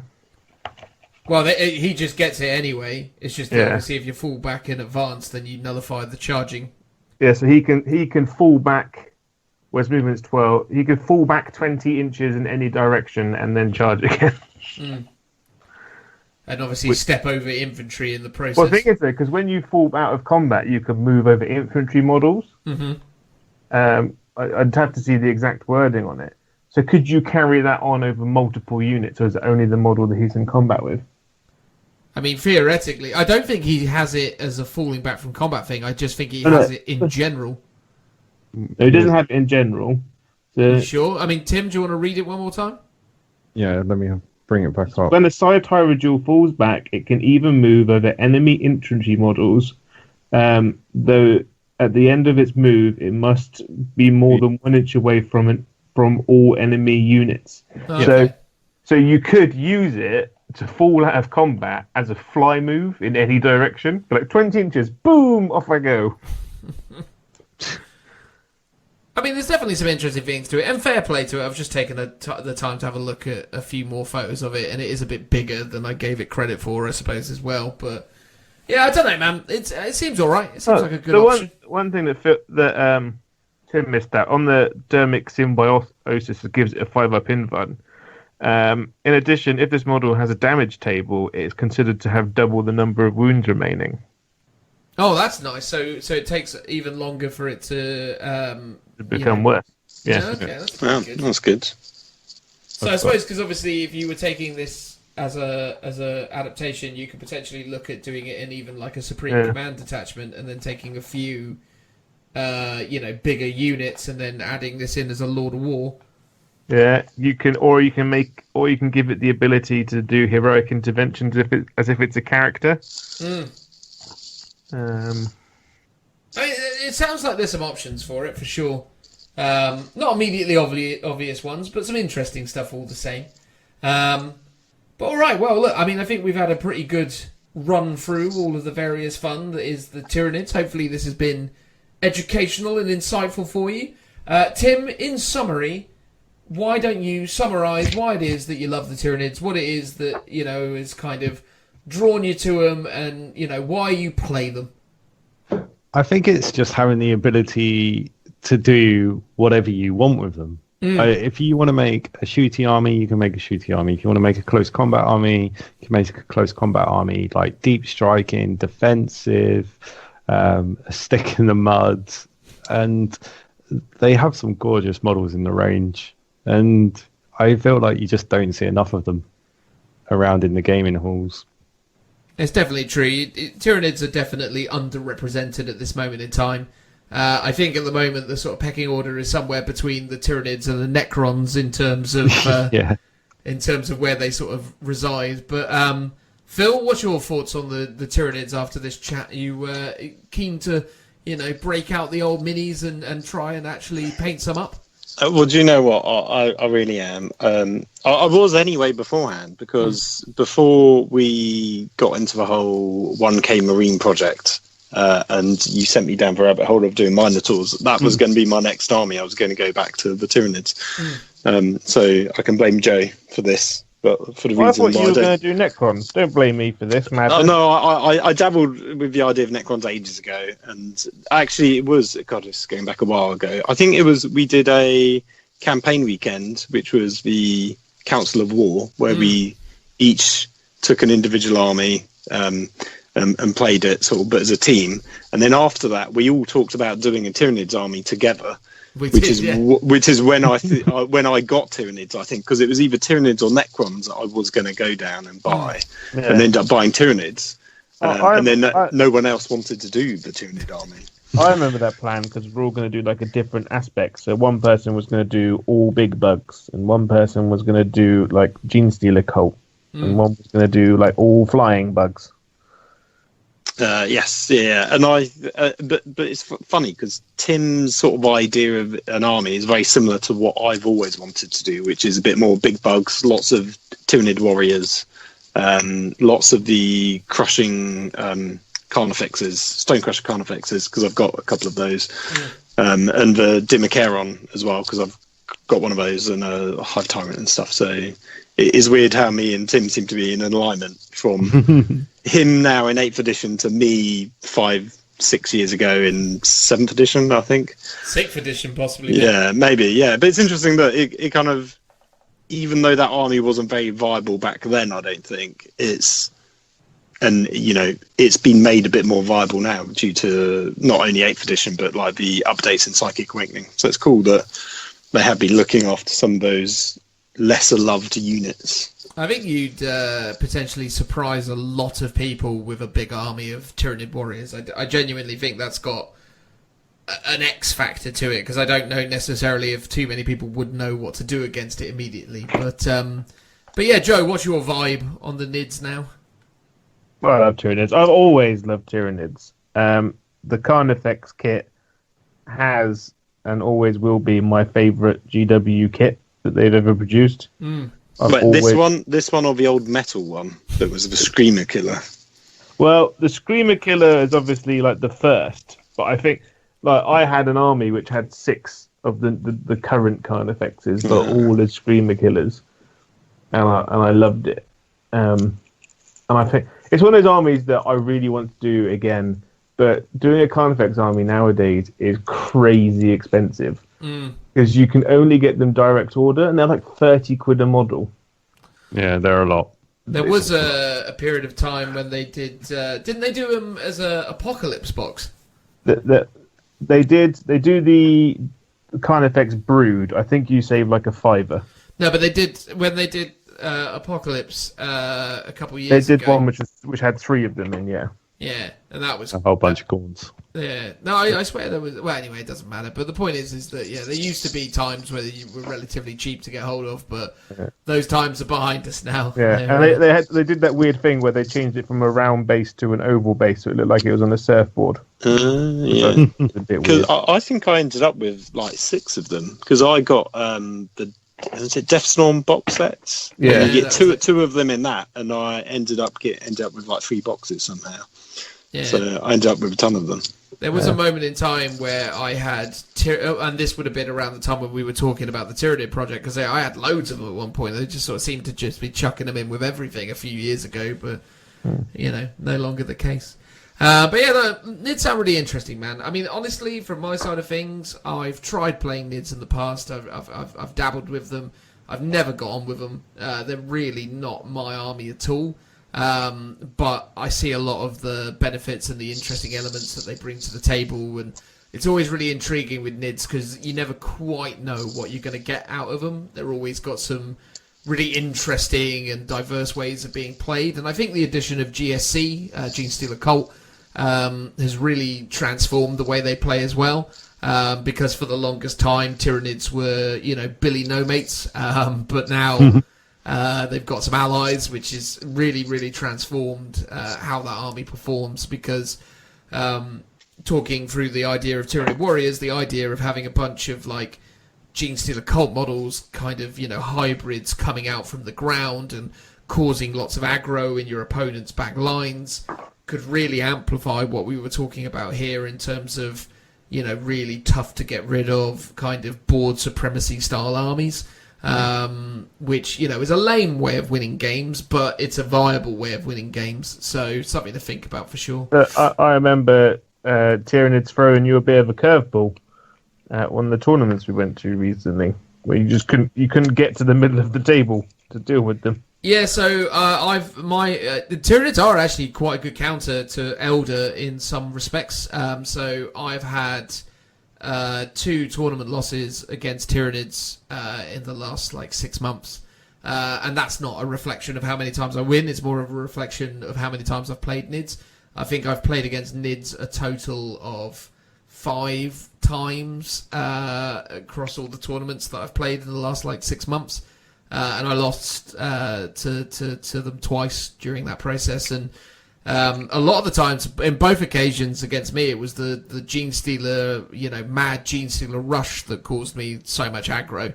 I like to sort of contest that it was the mission that let me down at Warhammer World, but recently in a tournament in Winchester, I played against this lad who, I felt like I was really in control early doors, and then, I just got blown away. But he had lots of tank commanders from GSC, and that was really annoying. Because I couldn't quite get rid of him because he was using his Maleceptors to make all my Strength 8 weapons or Strength 6 weapons, Strength 5 and Strength 7. And it's like, oh, that's annoying. It gets a lot more difficult to kill Lehman Russ tank commanders when your Strength 8 guns are all of a sudden Strength 7. God, yeah. That becomes very difficult. But look, guys, there you go. That was our appraisal of Tyranids. Thank you very much, Tim, for joining us and talking us through your favourite Warhammer 40,000 army. Hopefully everyone out there found that interesting. But we're going to move on now to whatever it is that comes next. Thank you. The Lookout Sir, King of the Character Tournament. So it's time, everybody, for the ginger-haired stepchild of Warhammer 40,000 8th edition to step up to the plate. I'm talking, of course, about the Necrons. Do you feel like ginger-haired stepchild's a pretty adequate way of describing them, Joe? Because gingers don't have souls.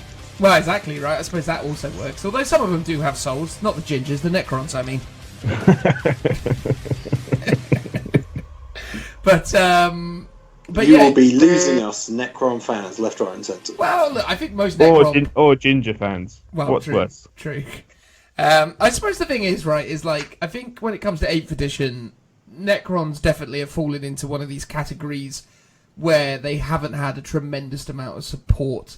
The rumours are that they are going to be one of 9th edition's, should it ever happen, most beloved children. Rumours being that they're going to potentially be in the starter box set of 9th edition.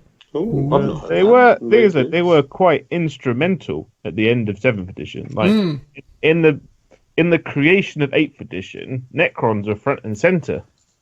What, because of the Necron pylons? Because of the pylons. But they didn't do anything with them, though, did they? But they kind of. Oh, actually, no. One of the guys came along. But Trazan the Infinite actually was there. Yeah, that's true. And then he stole the guardsman. He stole Creed, Usurker Creed, and a whole bunch of Ultramarines. But it's fair to say, in terms of the release schedule and the rules and everything else that's kind of come along for Necrons, they've not had anything, have they? I mean... No, you've got the new guy, Illuminus Azeres, coming out. Yeah, but I mean, that's on the horizon. But in terms of... And probably very likely to be, a 9th edition Necron release, potentially. The thing is... I don't know. The thing is with this is, like, I think... I mean, in the entirety of 8th edition, the Necrons got a new Cryptek model. And I think that's it. Oh, and they got a Forge World model, didn't they? They got the new big Forge World thing. Yeah. But that was it, really. Unless I'm missing something, which I admit is very possible, but I can't think of anything. No, they're a bit unlucky. But, the thing is, though, they are actually a really good army. Oh, totally. I think, there's a lot of actually really cool things you can do with Necrons. Yeah. Like the guy who beat me at the Warhammer World Finals, whose name I can't remember, and I'm very sorry if you are listening. He actually qualified in the first of the new ones. Like he managed to come top 5 with a very similar Necron list. I mean, Necrons genuinely have some great options. I think the biggest problem with the Necron range still at the moment, as I've said before, is the Necron Warrior. I think the Necron Warrior is a bit of a weird unit for the overall composition of the army. I think possibly they need to kind of reevaluate what role the Necron Warrior fulfills, because before it was kind of like a slightly less good Space Marine, but still sort of a Space Marine. And it still seems to have kind of inherited that overall function, whereas I feel like you should probably just start to go Horde with Necron Warriors, right? Like, just make them really, really bonk, but also... Well, you can fit, like, 100 Necron Warriors, or 120, that gives you 3 squads of 20. Just chuck them down with the Warlord that makes them all fearless. Take a couple Resurrection Orbs, couple of Crypteks and a bunch of Ghost Arcs. Like that army ain't going anywhere. like the Ghost Arcs and the Cryptex bring people back, or on like the Ghost Arcs bring D3 back a turn, and then the Cryptex mean that there will be backs are on 4s, and having a bunch of res orbs around means that you get to will be back twice. Well, fair enough. But anyway, we're not talking about the entire Necron army today, because this is the king of the characters tournament, the KOTC, a trend that has been made popular by many people over the internet right now. Lots and lots of people out there doing these character tournaments, but we were doing it, you know, a month or two ago, weren't we? So, you know, we can kind of take some credibility for this. Yeah. Even Warhammer, even the Games Workshop's copied us with their Primarch battles. Exactly, the madness. But yes, this is the KOTC, everybody. And to remind you on the rules of the KOTC, here is some pre-recorded blurb. The rules. The KOTC tournament is a single elimination ladder tournament. Both characters start the engagement 24 inches away. Both characters must move their full distance towards the enemy. There is no advancing, no stratagems, and for the purposes of this tournament, the characters are assumed to be in battle-forged armies. There is no falling back.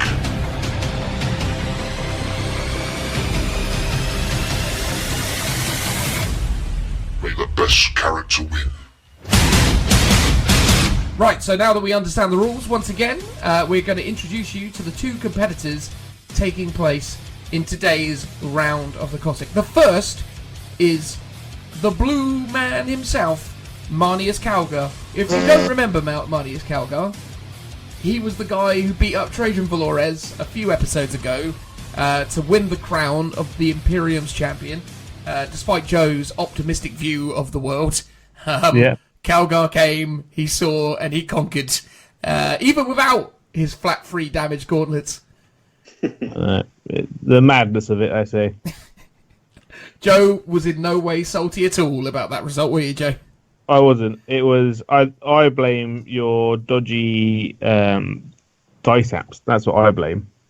This is why you don't like Tabletop Simulator, because you just don't like digital dice simulation. I don't. I hate it. I think that's what it is.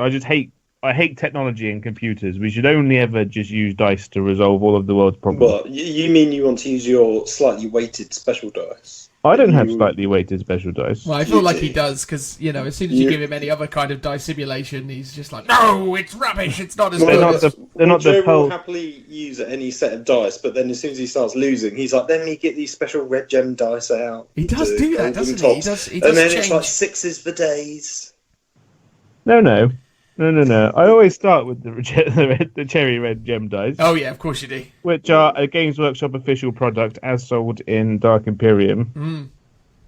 I have actually started moving over towards the blue ones that come with the Age of Sigmar Start Collecting box. Just because what was the ones you used to have that were also red and didn't have corn symbols on them?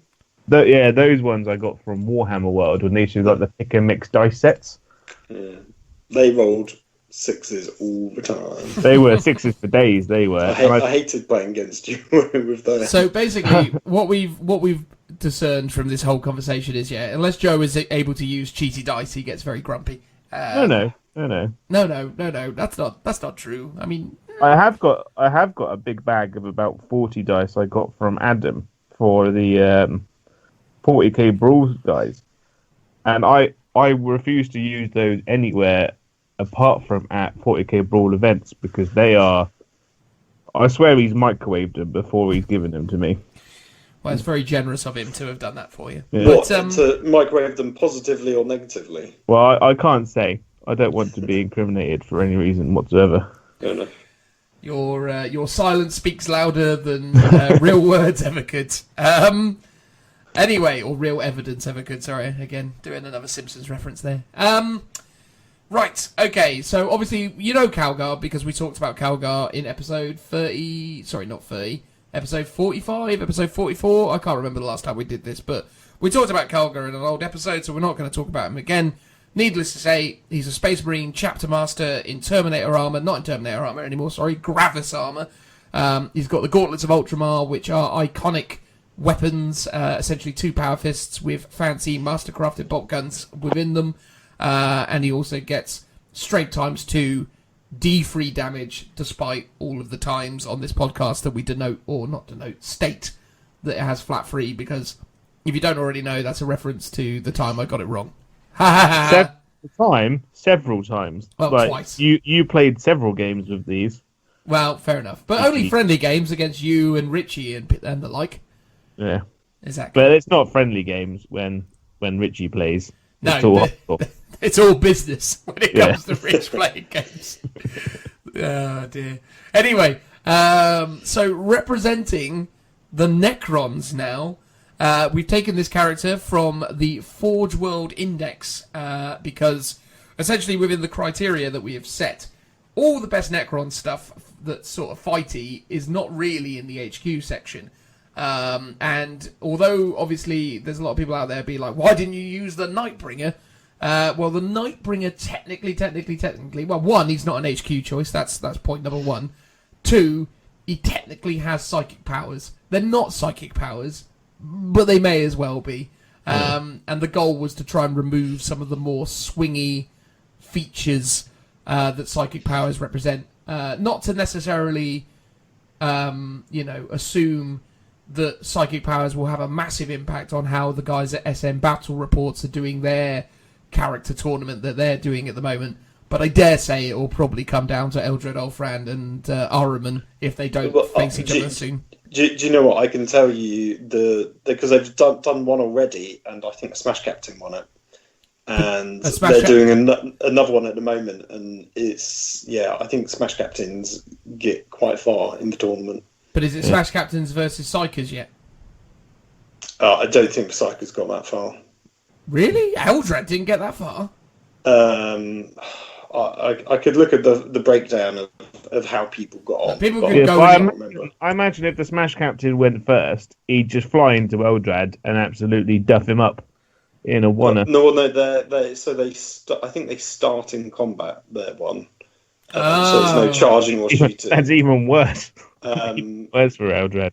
I don't know though, because Eldred's got a 3-up invuln, isn't he? 3-up invuln, 6 wounds, and 6-up feel no pain. In fact, but a Blood Angel. Sorry, I was going to say, I think they posted up the semi-final final on their YouTube. It might be worth checking out to see how they did it.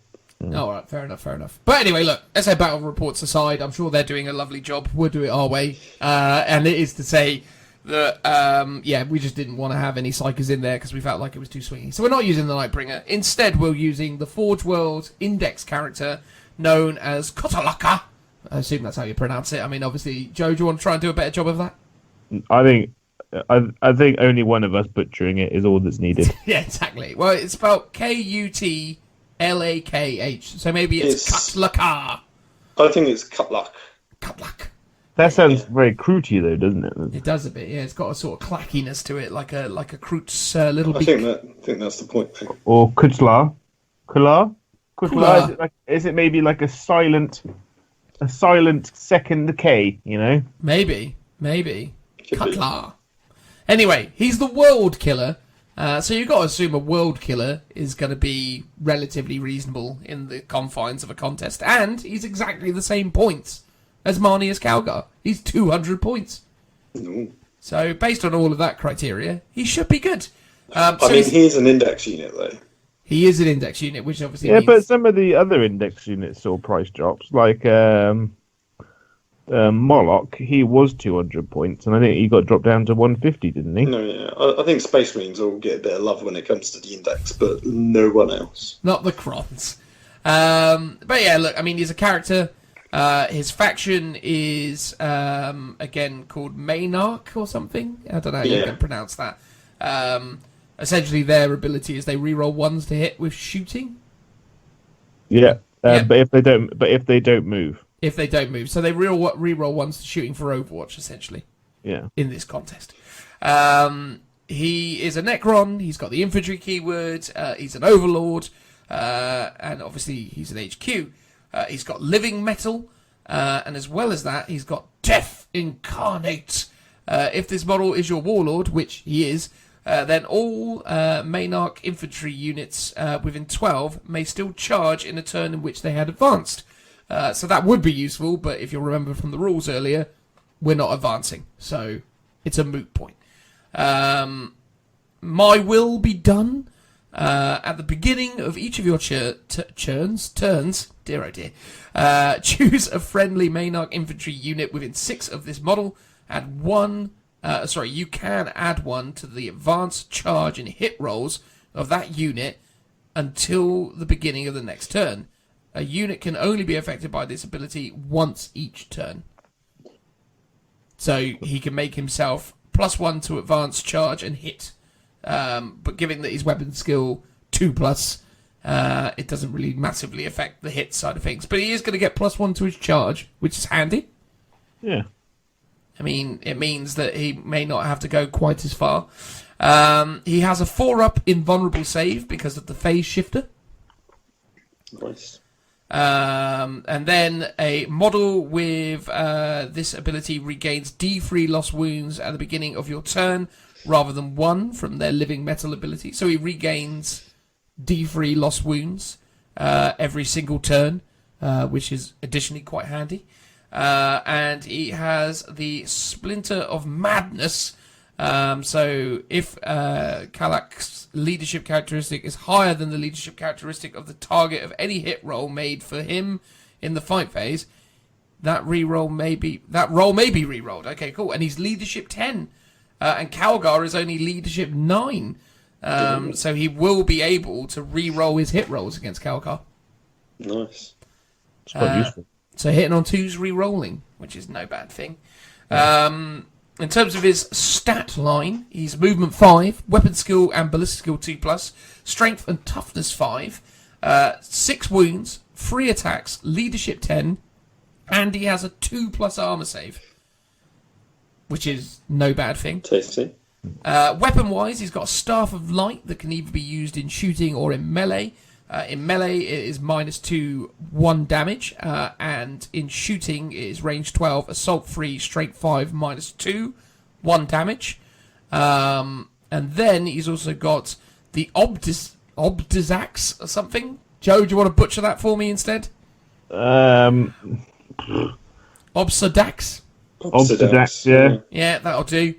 Strength user, so strength 5, -3 D3 damage. So, reasonable. Why would you ever use the Staff of Light in close combat then? I mean, no, you're not going to ever use the Staff of No, Light. I guess they've just given it to you because it's a generic codex option. Yeah, well, it gives you That seems a bit versatility, I weird. suppose. And Well, the Staff of Light has always had a shooting option. Yeah, because So- you're taking it for the shooting and then Yeah. the Obsidax for the close combat. Yeah. And this guy doesn't actually have a fixed warlord trait, so we are going to give him a warlord trait. There are 2 that we were debating between. Number 1, Enduring Will. Reduce any damage inflicted to your warlord by 1. So that would mean that if Calgar's shooting him with his mastercrafted bolt guns doing 2 damage, they're only doing 1 damage. Additionally, obviously, if Calgar rolls a 3 to wound with his D3 damage gauntlets, he'd only do 2, so that's actually very strong. And the other one is Honourable Combatant, which is if your warlord targets the same enemy character with all their close combat attacks, which he definitely will be in this scenario, add D3 to your warlord's attacks. Which one we could going be for? handy. I think we're going for the reduced damage by 1. Yeah, Because Enduring you'll get Will. more mileage out of that, I think. Yeah, Enduring Will is definitely going to be a more... We feel like Enduring Will is going to give him a little bit of an extra edge, because you're reducing damage, but then you're also regaining wounds. So hopefully you should be in a situation where you can endure some damage, regain those wounds, and then, through a war of attrition, hold on in there. So that'll be pretty cool. Can I ask a really stupid question? Sure. But if you kill a Necron, can't it come back? Or was that just for There infantry? is it's only for the infantry, but there is a stratagem which allows you to do it as well. But no stratagems here, so no. Fair That enough. answers the question. But yeah, that's it. That's him.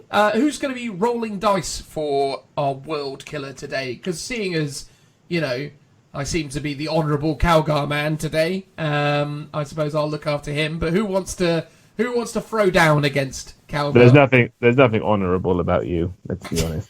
Your cheaty dice, your cheaty ways. I'd quite like to do the Necron. All right, cool. So Phil, would you like to go higher or lower, sir?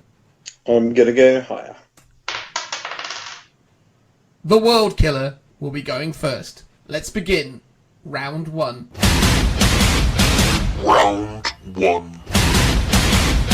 So round 1, everybody. Phil, you get to move 5 inches forwards, mate. Clip clop. Clip clop. There it is. There it is. You've got a range 12, but as it stands, you are presently... Crikey, how far away are you, actually? 19 inches away. Well, I mean, if only I could advance and then I could shoot with my assault weapon. Well, indeed. But you can't, so... Well, you wouldn't be able to advance far enough. No, that's true. You'd be an inch out. No, I get +1 to my advances, true. Remember? He does, because he has obviously popped my will be done. Yeah. I mean, we're just taking it as a given that he's always doing my will be done, by the way. Yes. We don't want to necessarily muck around with that too much. All right, fair enough. Well, then, in response, Calgar will move 6, now standing 13 inches away, which is far enough that Calgar can shoot 2 of his glorious bolter rounds. So these will be hitting on 2s. So we have 2 hits. This is strength 4 against your toughness 5, so we need to wound on 5s. And we get no wounds. There you go. Exciting start. And I am 13 away, so no charges for me today. So, Phil, over to you, buddy. I'm going to pop my will be done. There you obviously. go. Observing. Yes, good. Technical. Then I'm going to move forwards. Clip clop. And then I'm going to shoot my Staff of Light. There you go. So that's assault 3. So you get 2 shots. Oh, sorry, 3 shots. 3 shots. Hitting on 2s. That's the words I wanted to say. Because of your dynasty, you get to re-roll the 1s. You got a 1, 4, and a 2. You don't get to re-roll because you've moved. Oh, yes, of course. Yes, that's a fair point. So, in which case, you got 2 hits. Your strength 5 against toughness 5, so you're going to be wounding on 4s. I mean, doesn't my +1 to hit not count? Does it not make 1 an auto hit? No, I know. That's how that works. So you got 1 wound on Calgar, wounding on the 5. So it's -2. -2, so this is going to be on his 4+ invulnerable save. Calgar makes the save with a 5. Good old Calgar. So you are now 8 inches away from Calgar. Will you be declaring a charge against him?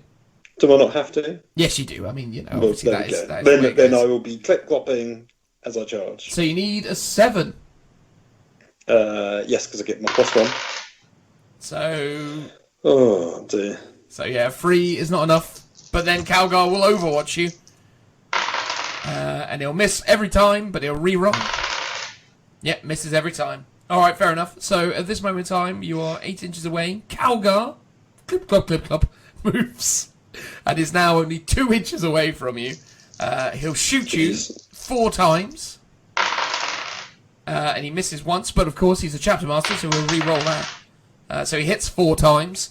And this is, as we said before, strength 4 against your toughness 5. So we'll be wounding on 5s. Not a single wound. Ooh. But can he make a 2-inch charge? Unsurprisingly, he does with an 8. Can he survive the Overwatch? Oh, I know, right? The tirade of fire that is about to come his way. So that's 1 hit for the World Killer. Oh, okay, yeah. There wasn't any 1s in there because I get to re-roll those. Oh, you do get to re-roll those. Sorry, then there is No. 1 re-roll. Let's see what that gets you. So no, just the 1 hit. Okay. And then gonna wound on a 5. No, 4, sorry, because you're strength 5 against toughness 4. 5. Words. Numbers. 4s is what we need. And it's a wounder. Does it go through? No. Alright, fair enough. So, Calgar, when he charges into combat, has a whopping great. I can't even find his rules anymore. There he is. It's 6, but +1. So 7 attacks. That's insane. For good old Calgar. So these will be hitting on 2s. Oh, there's no -1 for the Ghoul Knights, is there? No, that's the thing that they're good at. Not flat free damage, unfortunately. Just no minus modifiers. So he's missed once. He's got 1/1, but fortunately he can reroll that. So he hits 7 times, and he will be wounding on freeze because you're toughness 5 and he's only strength 8. So only 3 wounds. Oh no, 2 wounds. Crikey. So you've got 2 4-up invulnerable saves. Yeah, let's go for it. And you pass 1. Okay. So So taking it's D3 damage. reduced by 1. So 3 becomes 2. So you're now down Okay. to 4 wounds. That's fine. I So- can take that. Fighting back with your 3 attacks. Just 3. It's a ridiculous amount of attacks he's got. Jeez. Here it Okay, goes. Yeah. Hits all of them though. Nice. And he's going to be wounding. Strength 5 because it's strength user. So wounding on 4s. So 2 wounds. He doesn't re-roll wounds for any reason, does he? No. So now it's 4-up invulnerable time. Oh, he does get +1 to his hit roll. He's So did failed we fact- both of his 4-ups though. He's You know, failed both 4-up invuls. This is a dark day for Calgar. How much damage are you going to do to him, Phil? A D3. Ooh. Oh, just 1 each. One. Well, there you go. He's down to 5 wounds now. So I'm taking Sorry, the no, same not 5 amount of wounds. damage. 6 wounds. You'd be taking the same amount of damage, basically. Exactly. I'm on 6 wounds. You're on 4. But I immediately recover D3 wounds. Yeah, because this is your turn now, so you get to recover D3. So you recover 2 wounds, Phil. Back on top bracket. We're back up on 6 apiece. All right, cool. Well, you're going to be fighting first, mate. So 3 attacks from the World Killer. All hit. Wounding on 4s. 2 wounds. Oh. 2 4-up invulnerable saves. Oh, he passes both of those. No. So now it's just 6 attacks for Calgar. Only 6. Only 6. He misses once, but he gets to re-roll. He hits them all, and this time around he's still wounding on freeze. Crikey. Only Oh my 2 God. wounds again! He's not doing well on those Not wounds. doing well on the wound rolls He needs today. a lieutenant with him. That's He what- does. Why couldn't he do this against my custody lord? Trajan Valores, you can't even remember Yeah. his name, Joe. Yeah, he's dead to me He's now. dead to, dead to all of us. Do you save these, Phil? Let's hope so. Yeah, you save both of them. No. Oh god, this is going to be an absolute slog, isn't it? Part of me makes me think, I wish I went for the other warlord trait now. Yeah. Get the extra attacks in. So, I don't know, because you would have lost 4 wounds otherwise if you hadn't. so it's now Calgar's turn, so he goes first this time. So off goes Calgar. He hits all the times. He just needs to do that again, and then he's wounded all the times. No, he's only wounded 3 times. This is one better than usual. 4-up invuns, Phil. Yep. You fail Ooh. 2. So 2d3 damage. It should have been 4 damage, but it's just 2. Brilliant. Oh, Lord. Let's see what I get back. Well, you got to fight back first, mate. Oh, yes. You got to fight back first. I'm getting So too excited. fighting back with your 3 attacks, you hit all 3. Wounding off 4s. 1 Just wound this one. time. 4-up invulnerable save. It fails. D3 damage, Phil. Here you go. 3 damage! Ooh. Which becomes 2 because Calgar halves it, but Oh, regardless. does he? Yeah, he halves damage, but obviously 3 He's becomes down. He's down to 3 now though. Yeah. Well, he's got 8. He's taken 4. He's down to 4. Oh, he's down to 4. He's down to 4. So it's now the World Killer's turn. How many wounds does he regenerate? Only the 1, Phil. Up to 5. So Up to I'm 5. down to... Yes, I've only lost 1 now. It's not too bad. Not Yeah. too bad. So 3 attacks back. I can win this attrition. I think you possibly can, actually. This is actually becoming quite devastating. So 3 attacks hit on 2s. You miss one, but you re-roll No. because you've got higher leadership than I do. Yeah, I forgot but about it still misses. Wow. Okay. Jeez. So, wounding on 4s. 2 wounds. Come on. 2 4 invulnerable saves. Both pass. Ugh. Calgar with his 6 attacks. Come on, Calgar. Don't take any more of this nonsense. 1 miss. Reroll the miss. Okay, so all hit. Wounding on 3s. Here we go. For the oh no, this is the best ever. 4 wounds, Phil. 4. Okay. I can do it. Come You can on. do it. Here you go. 4 of invuds. You fail. 3. Ooh, it's going to be painful. D3 damage apiece. It's worth 5 damage. He's gone, Phil. Calgar tears his head free from his body and I don't holds like it this. high. Huh? I don't like this no more. Like this no more. You were doing very well. You got I very know. close. He was doing well, but that was a good round. That was a good round. I was worried. I thought it could have turned into some ridiculous level of attrition where we were going on for hours. Yeah. I know.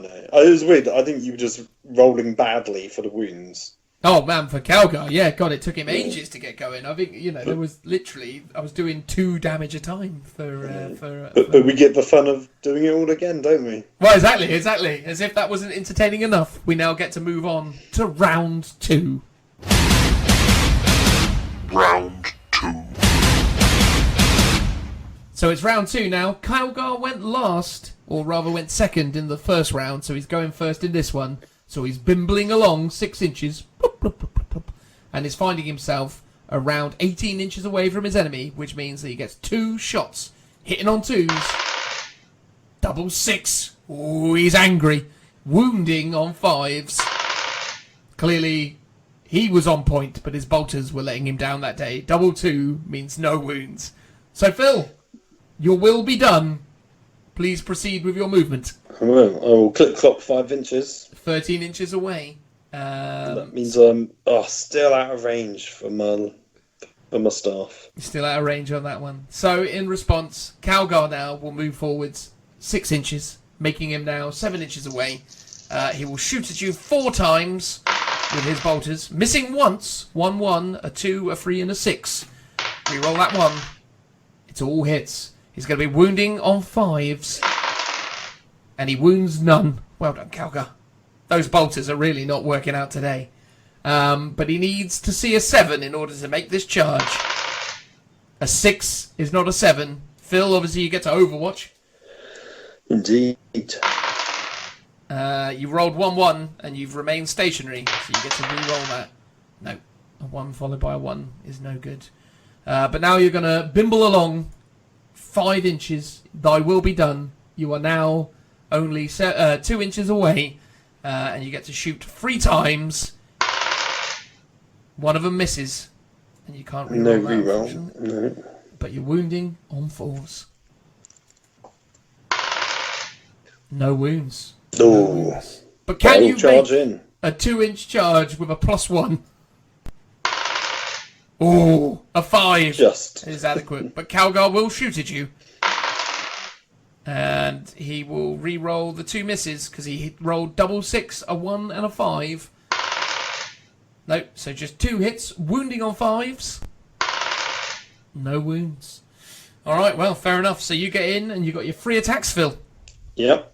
I'll smash him with my opposite axe. So that's 3 hits, wounding on 4s. Oh, terrible. 7 attacks in return, coming your way.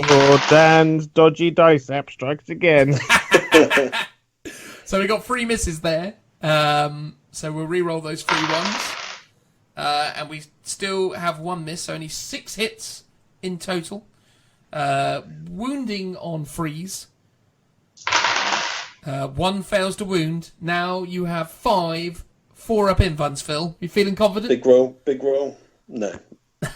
Well, let's see. You fail 3. Ooh, painful. You need these to be big rolls. So that is worth 4 damage. Okay, not too bad. Leaving you on Down 2. to 2, yeah. But now it's Calgar's turn.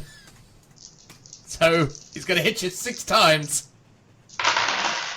Hits you 6 times. Wounds you on freeze.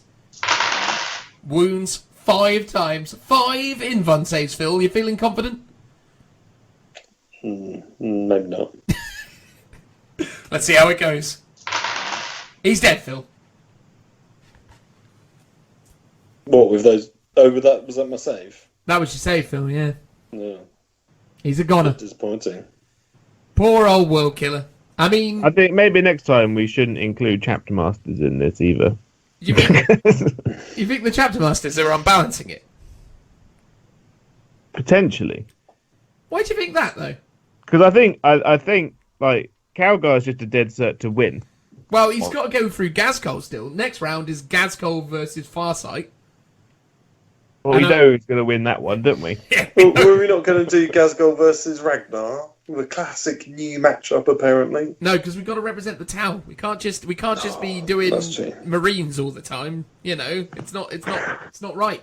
So, although Ghazghkull I smashes sort up of feel Ragnar like this anyway. is a bit unfair, because surely the Necrons should have gone up against one of the other Xenos races first, before Calgar gets a second round. It's because Dan has to win, you see. He's got champion. hang on. I think you fixed this. I didn't fix this. Because this should be like an elimination round. So Calgar's gone through from the first round, but some of them haven't even fought yet. But here's the thing, right? So Drazar went up against a Sermon because of the grudge match status that Joe wanted.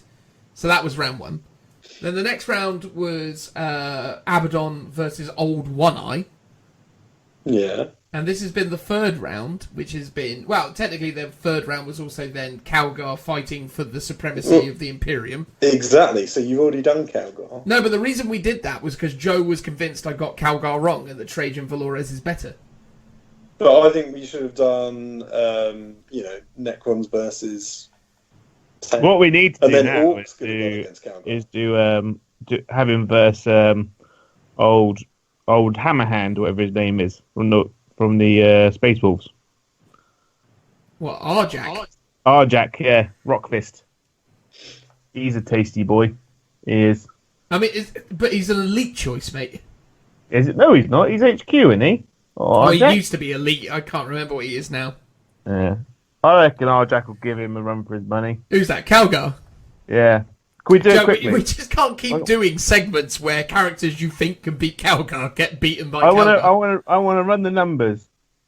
Go on then, run the numbers. Let me get him up. You know. You mean Arjak, right? Yeah. Right. Good. Hang on. Should we just rename this Calgar? Calgar versus the whole Imperium. Yeah, Calgar versus the 40k universe. Look, I mean, the thing is, right, Calgar is probably not going to beat Ghazghkull. And even if he beats Ghazghkull, he's probably not going to beat Abaddon. Ooh, yeah, no, that's true. Because I feel like in the top bracket, so the next round in the top bracket is a Sermon versus Abaddon. I think it's pretty safe to assume Abaddon's going to get it done. And then the next round after that will be the winner of Ghazghkull and Farsight, which will be Ghazghkull. But who knows? You never know. And then, we go from there. All right. I'm bringing in the underdog, literally. Right. Go on then. Tell us about Arjak. What's he got going for him? He's got his wounds lets him down, which is the problem. What has he got? 4 wounds? He's got 5 wounds. It's not quite 8, is it? Not quite 8, no. But he doesn't half all damage, does he? So he's movement 5, weapon skill 2, ballistic skill 3, strength 5, toughness 4, 5 wounds, 4 attacks, leadership 8, 2 up save, and he's got a storm shield. So he's got a 3 up invuln. He's got 3 up invuln, and he reduce all damage suffered by Ajax Rockfist to a minimum by 1. Okay. So you're going to do a maximum of 2 damage to him at best. Mm-hmm. You re-roll failed to hit rolls for Ajax Rockfest in the fight phase when targeting a character. Mm-hmm. In addition, you make 1 additional attack in the fight phase for all models in friendly Wolfguard units within 6 of him. And he's got the wolf, and he is a Wolfguard model, so his attacks go up to 5.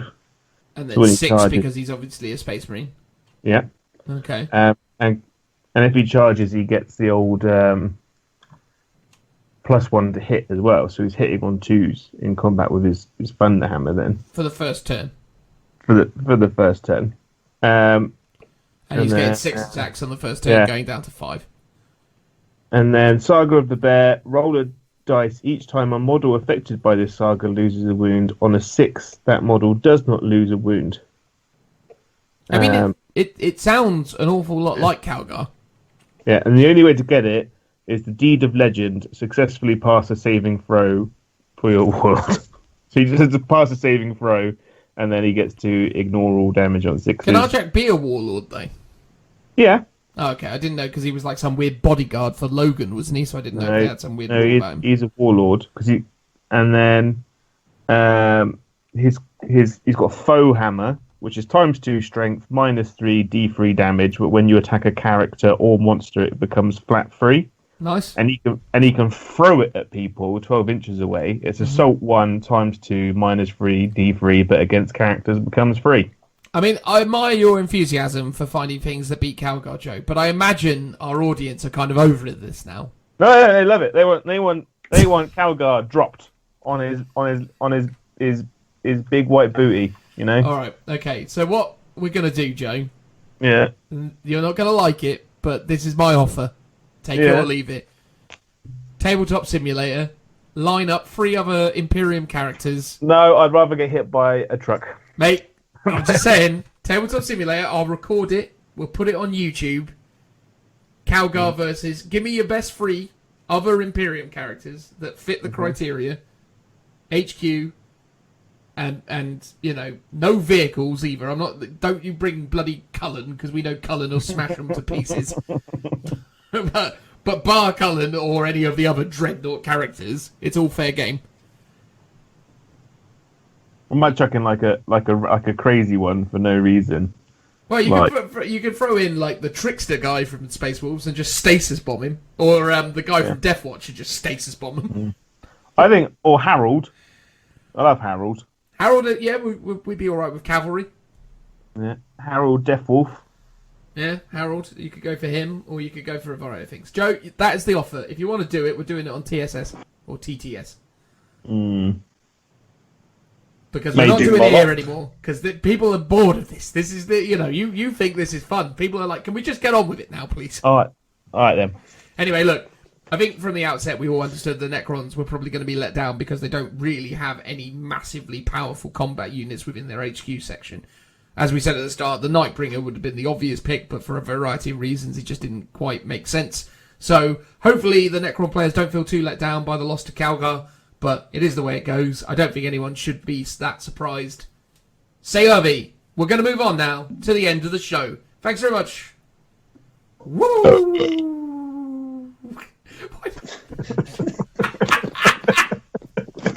Joe. Oh, God. I can't hold it in any longer. And that's it, everybody. The end of episode 48 of the Lookout Sir 40k podcast. We appreciate everyone who stuck through what was potentially a more tedious than expected, King of the Characters tournament. Not the actual tournament itself. I felt like that was actually quite nice. Just the bit where Joe started talking about the ideas of things that he could throw at Calgar to beat him. Bloody Joe, eh? Ooh. It's because he's a glory hog. No one likes him. Ultramarines just wait for everyone else to do all the hard work, and then turn up, kick the person whilst they're down, and then claim they won, and then run off. That is kind of how it worked in the Heresy, wasn't it? It was sort of like, the White Scars and, the Blood Angels did all the heavy lifting, and then Gilliman came along and said, "Oh, you should have done it like this," Captain Hindsight, old Gilliman. Yeah. How about subscribing to my new fitness regime where you just have to break down every one of your legions into smaller chunks? Yeah. Thanks, Gilliman. They're just silly. And the joke of it all is he's been reincarnated, brought back to life, and he's going back on his word. He's like, "Oh, come on. Did I really say that? Oh, I didn't mean that. What I meant is..." I want to have 20,000 Primaris Space Marines in my Ultramarines chapter. It's true. I mean, is it weird, actually, in a way, that the kind of rewrite of Gilliman in his return, where he's just going, No. Actually, I've changed my mind. Does that not sort of spit in the face of everything that he tried to achieve? You know? And he's gone. Like everyone gets new successor chapters, but Ultramarines, we got like 12 now. Yeah. And they're all under my command. Yes, because that's reasonable. It feels like that's sort of like a deliberate thing to set up some, tension. Oh, so when Lionel Johnson comes back, you mean? Yeah. Maybe. Although all signs are pointing towards old Slivery Face, aren't they? Old Fulgrim. Fulgrim. Yeah. He's looking he's on the horizon. The thing is, though, they need that, don't they? So I like the idea that Chaos kind of tips the scales, and then they have Chaos has to win a fight basically, because every time there's a campaign, even when Games Workshop runs their supported one. Do you remember when Chaos won the Conor 500 Worlds campaign? But literally, the Imperium won one battle out of 1,000, and then Games Workshop was like, "Oh, who's gonna win?" And everyone's like, "Mate, Chaos has definitely won this." And then the counter clocks down to 0, and then Games Workshop's like, "Ultramarines win! Yay!" And everyone's like, "No, Simon Cowell, it's not how this works. Chaos wins." So I mean, there was a lot of that in various campaigns that they did in history, didn't they? They did the Eye of Terror campaign, and it had all sorts of mad things that happened in it, and then they just sort of went, "Yeah, forget about that. Don't worry about it." They put Calgar through the Rubicon, and then Abaddon absolutely wipes the floor with him. Just squishes his face in and rolls him around in the dirt. And he's like, "Oh, and Abaddon's just about to kill him." And then a spaceship appears and takes him away really quickly.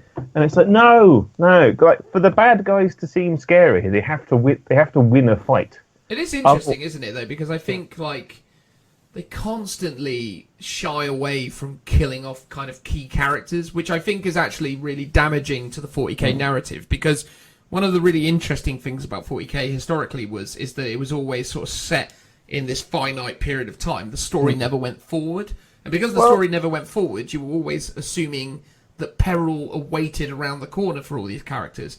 But now time has moved forwards, and they've all lived. Yeah.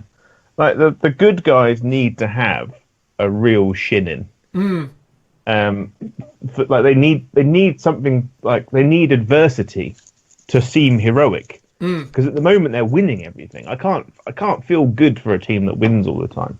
It's true. Yeah. I mean, but then even the Chaos when they're losing, it's like the A team. They're dying. They're losing everything, but no one's dying. Except for the bit part characters that they introduce for the storytelling thing. Like when they killed off all those Space Wolf characters, but they didn't have models, so no one really cared anyway. Exactly. Well, that's the thing. They can't really kill off characters that people have models for. Of course because they they're can. basically saying, "Oh, you can." Well, they could do, but then they'd have to say, "But you can still play with them because you can all play in different timelines." But I think that they did that in End Times and just annoyed people. So I can see why they'd be a bit hesitant to do that. Even though it would make more sense story-wise. I don't understand how they wrote off the entire Bretonnian army and the entire undead army, right? Just erase them from everything. Well, I think there was probably people got over that. For that. But I think this is the thing, though, right? You don't need to have, your make-believe character make-believe alive for it to matter on the tabletop, right? You can play, Aldred Olfran could have died years ago within the fluff, but you can still use him because he's a historical character within 40k. So it's like, there you go, that's him. I mean, then you might get into the problem of, for example, let's say he died before Primaris Marines came out, and then you're playing a battle against Primaris Marines, and you're like, well, how does this make sense? Unless you go wibbly wobbly, timey wimey warp. Yeah, exactly. Just do that. It's fine. It's like, yeah. Or I mean, this is the thing. You can play Lord of the Rings with Boromir. Boromir dies. Spoilers. What? It's one of those. It's one of those things. Yeah, right? you can play Lord of the Rings with Gandalf the Grey, and he leveled up, didn't he, when he killed that Bloodthirster? Yeah, he did. Yeah, although I think it was called The Balrog. A Balrog. That was it. But it was blatantly a bloodthirster. Quite clearly. Everyone saw that film and they're immediately like, bloodthirster. Bloodthirster, mate. Boosh. Yeah. Done. I mean, that's the thing. I don't necessarily feel like, I mean, look at all those people who play historical war games. Every one of the characters those things represented dead. It doesn't bother them. It's like... I was telling history. Look at Richie's Elysians. Like, they all died. They killed them all off in the release book for that army. They were like, here is the Amphibian Project. Here is a cool army of drop Elysian troopers, but they're all dead by the end of the book. So they're there. Yeah. I just think that's the thing. I think because, for example, I listened to the audio version of Devastation of Baal, and by the end of it, it was ridiculous because it was literally like Mephiston, Dante, all the other Blood Angel characters that matter are all just bunkered up at the end, alive, while every other Blood Angel is dead. And it's like, come on, guys, like, really?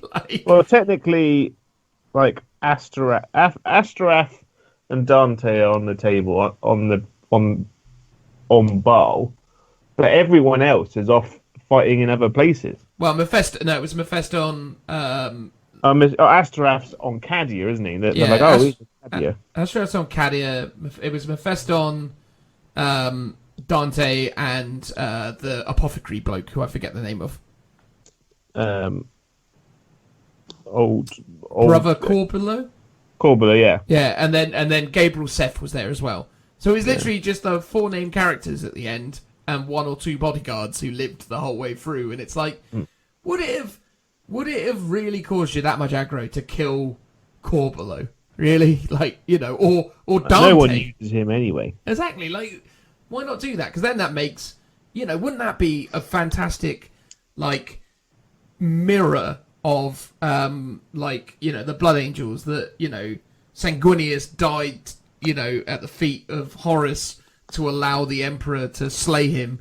They could have done the really interesting parallel where, Dante dies at the feet of some massive Tyranid crazy thing, like a big... Well, Dante's, his background story is that he can't die until he dies at the feet of the Emperor or something, doesn't he? Yeah, something along those lines. But wouldn't that have been cool, though, if they just sort of did it there, and then it turns out that maybe Gabriel Seth takes up the mantle of Dante, or some, like some sort of interesting...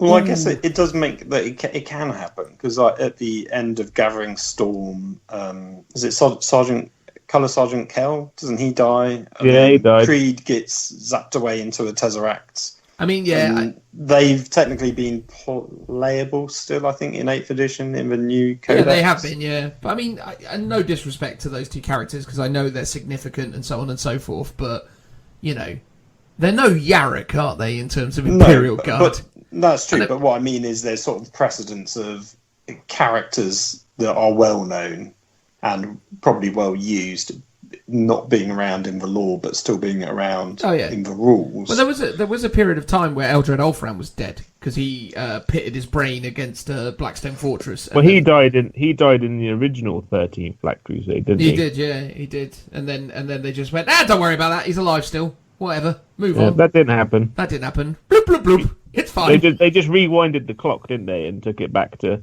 Yeah. They went, they're just going back in time. But now we're going forward into an alternate reality where he's brought back... They'd Star Trekked us. That's what they did. Oh, yeah, that's it. The Romulans did it. They took us back in time. Those pesky Romulans and their big ships and their crazy face tattoos. Yeah, I don't know, man. It's an interesting thing, though, isn't it? I just think, because always at the moment now, they're just constantly going, and that guy's now a Primaris model, and that guy's now a Primaris model. And that's cool. I mean, I like the minis, but it's that whole thing of, okay, cool. Couldn't Calgar have died? Couldn't have any of them died? I don't know, any of the...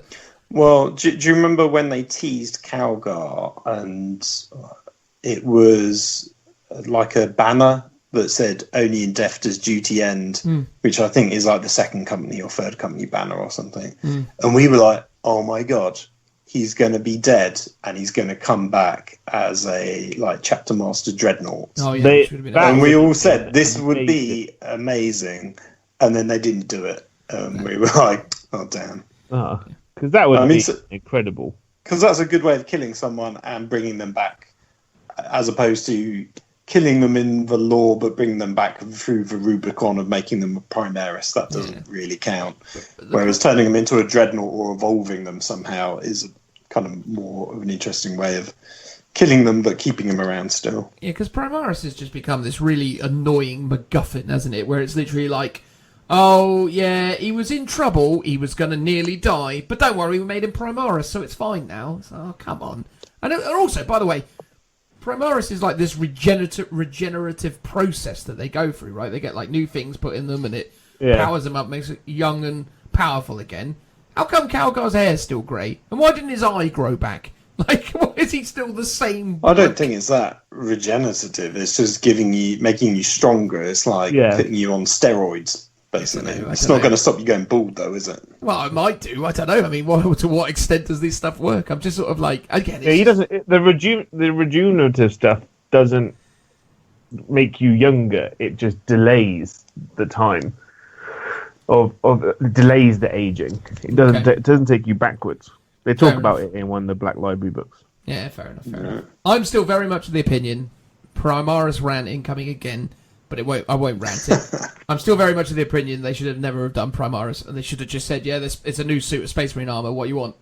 Like, you know, just have done that, because then all of a sudden it would have been so much easier. Yeah, Marneus Calgar's got a new suit of armor. Doesn't he look cool? Yeah, he's better in that suit of armor as well. Great.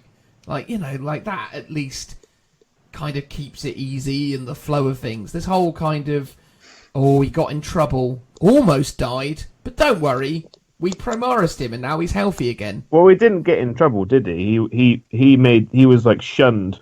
Oh yeah, so he made the decision, but like the White Scars Khan guy, his story is, oh, I got beat up and now I'm a Primaris, as is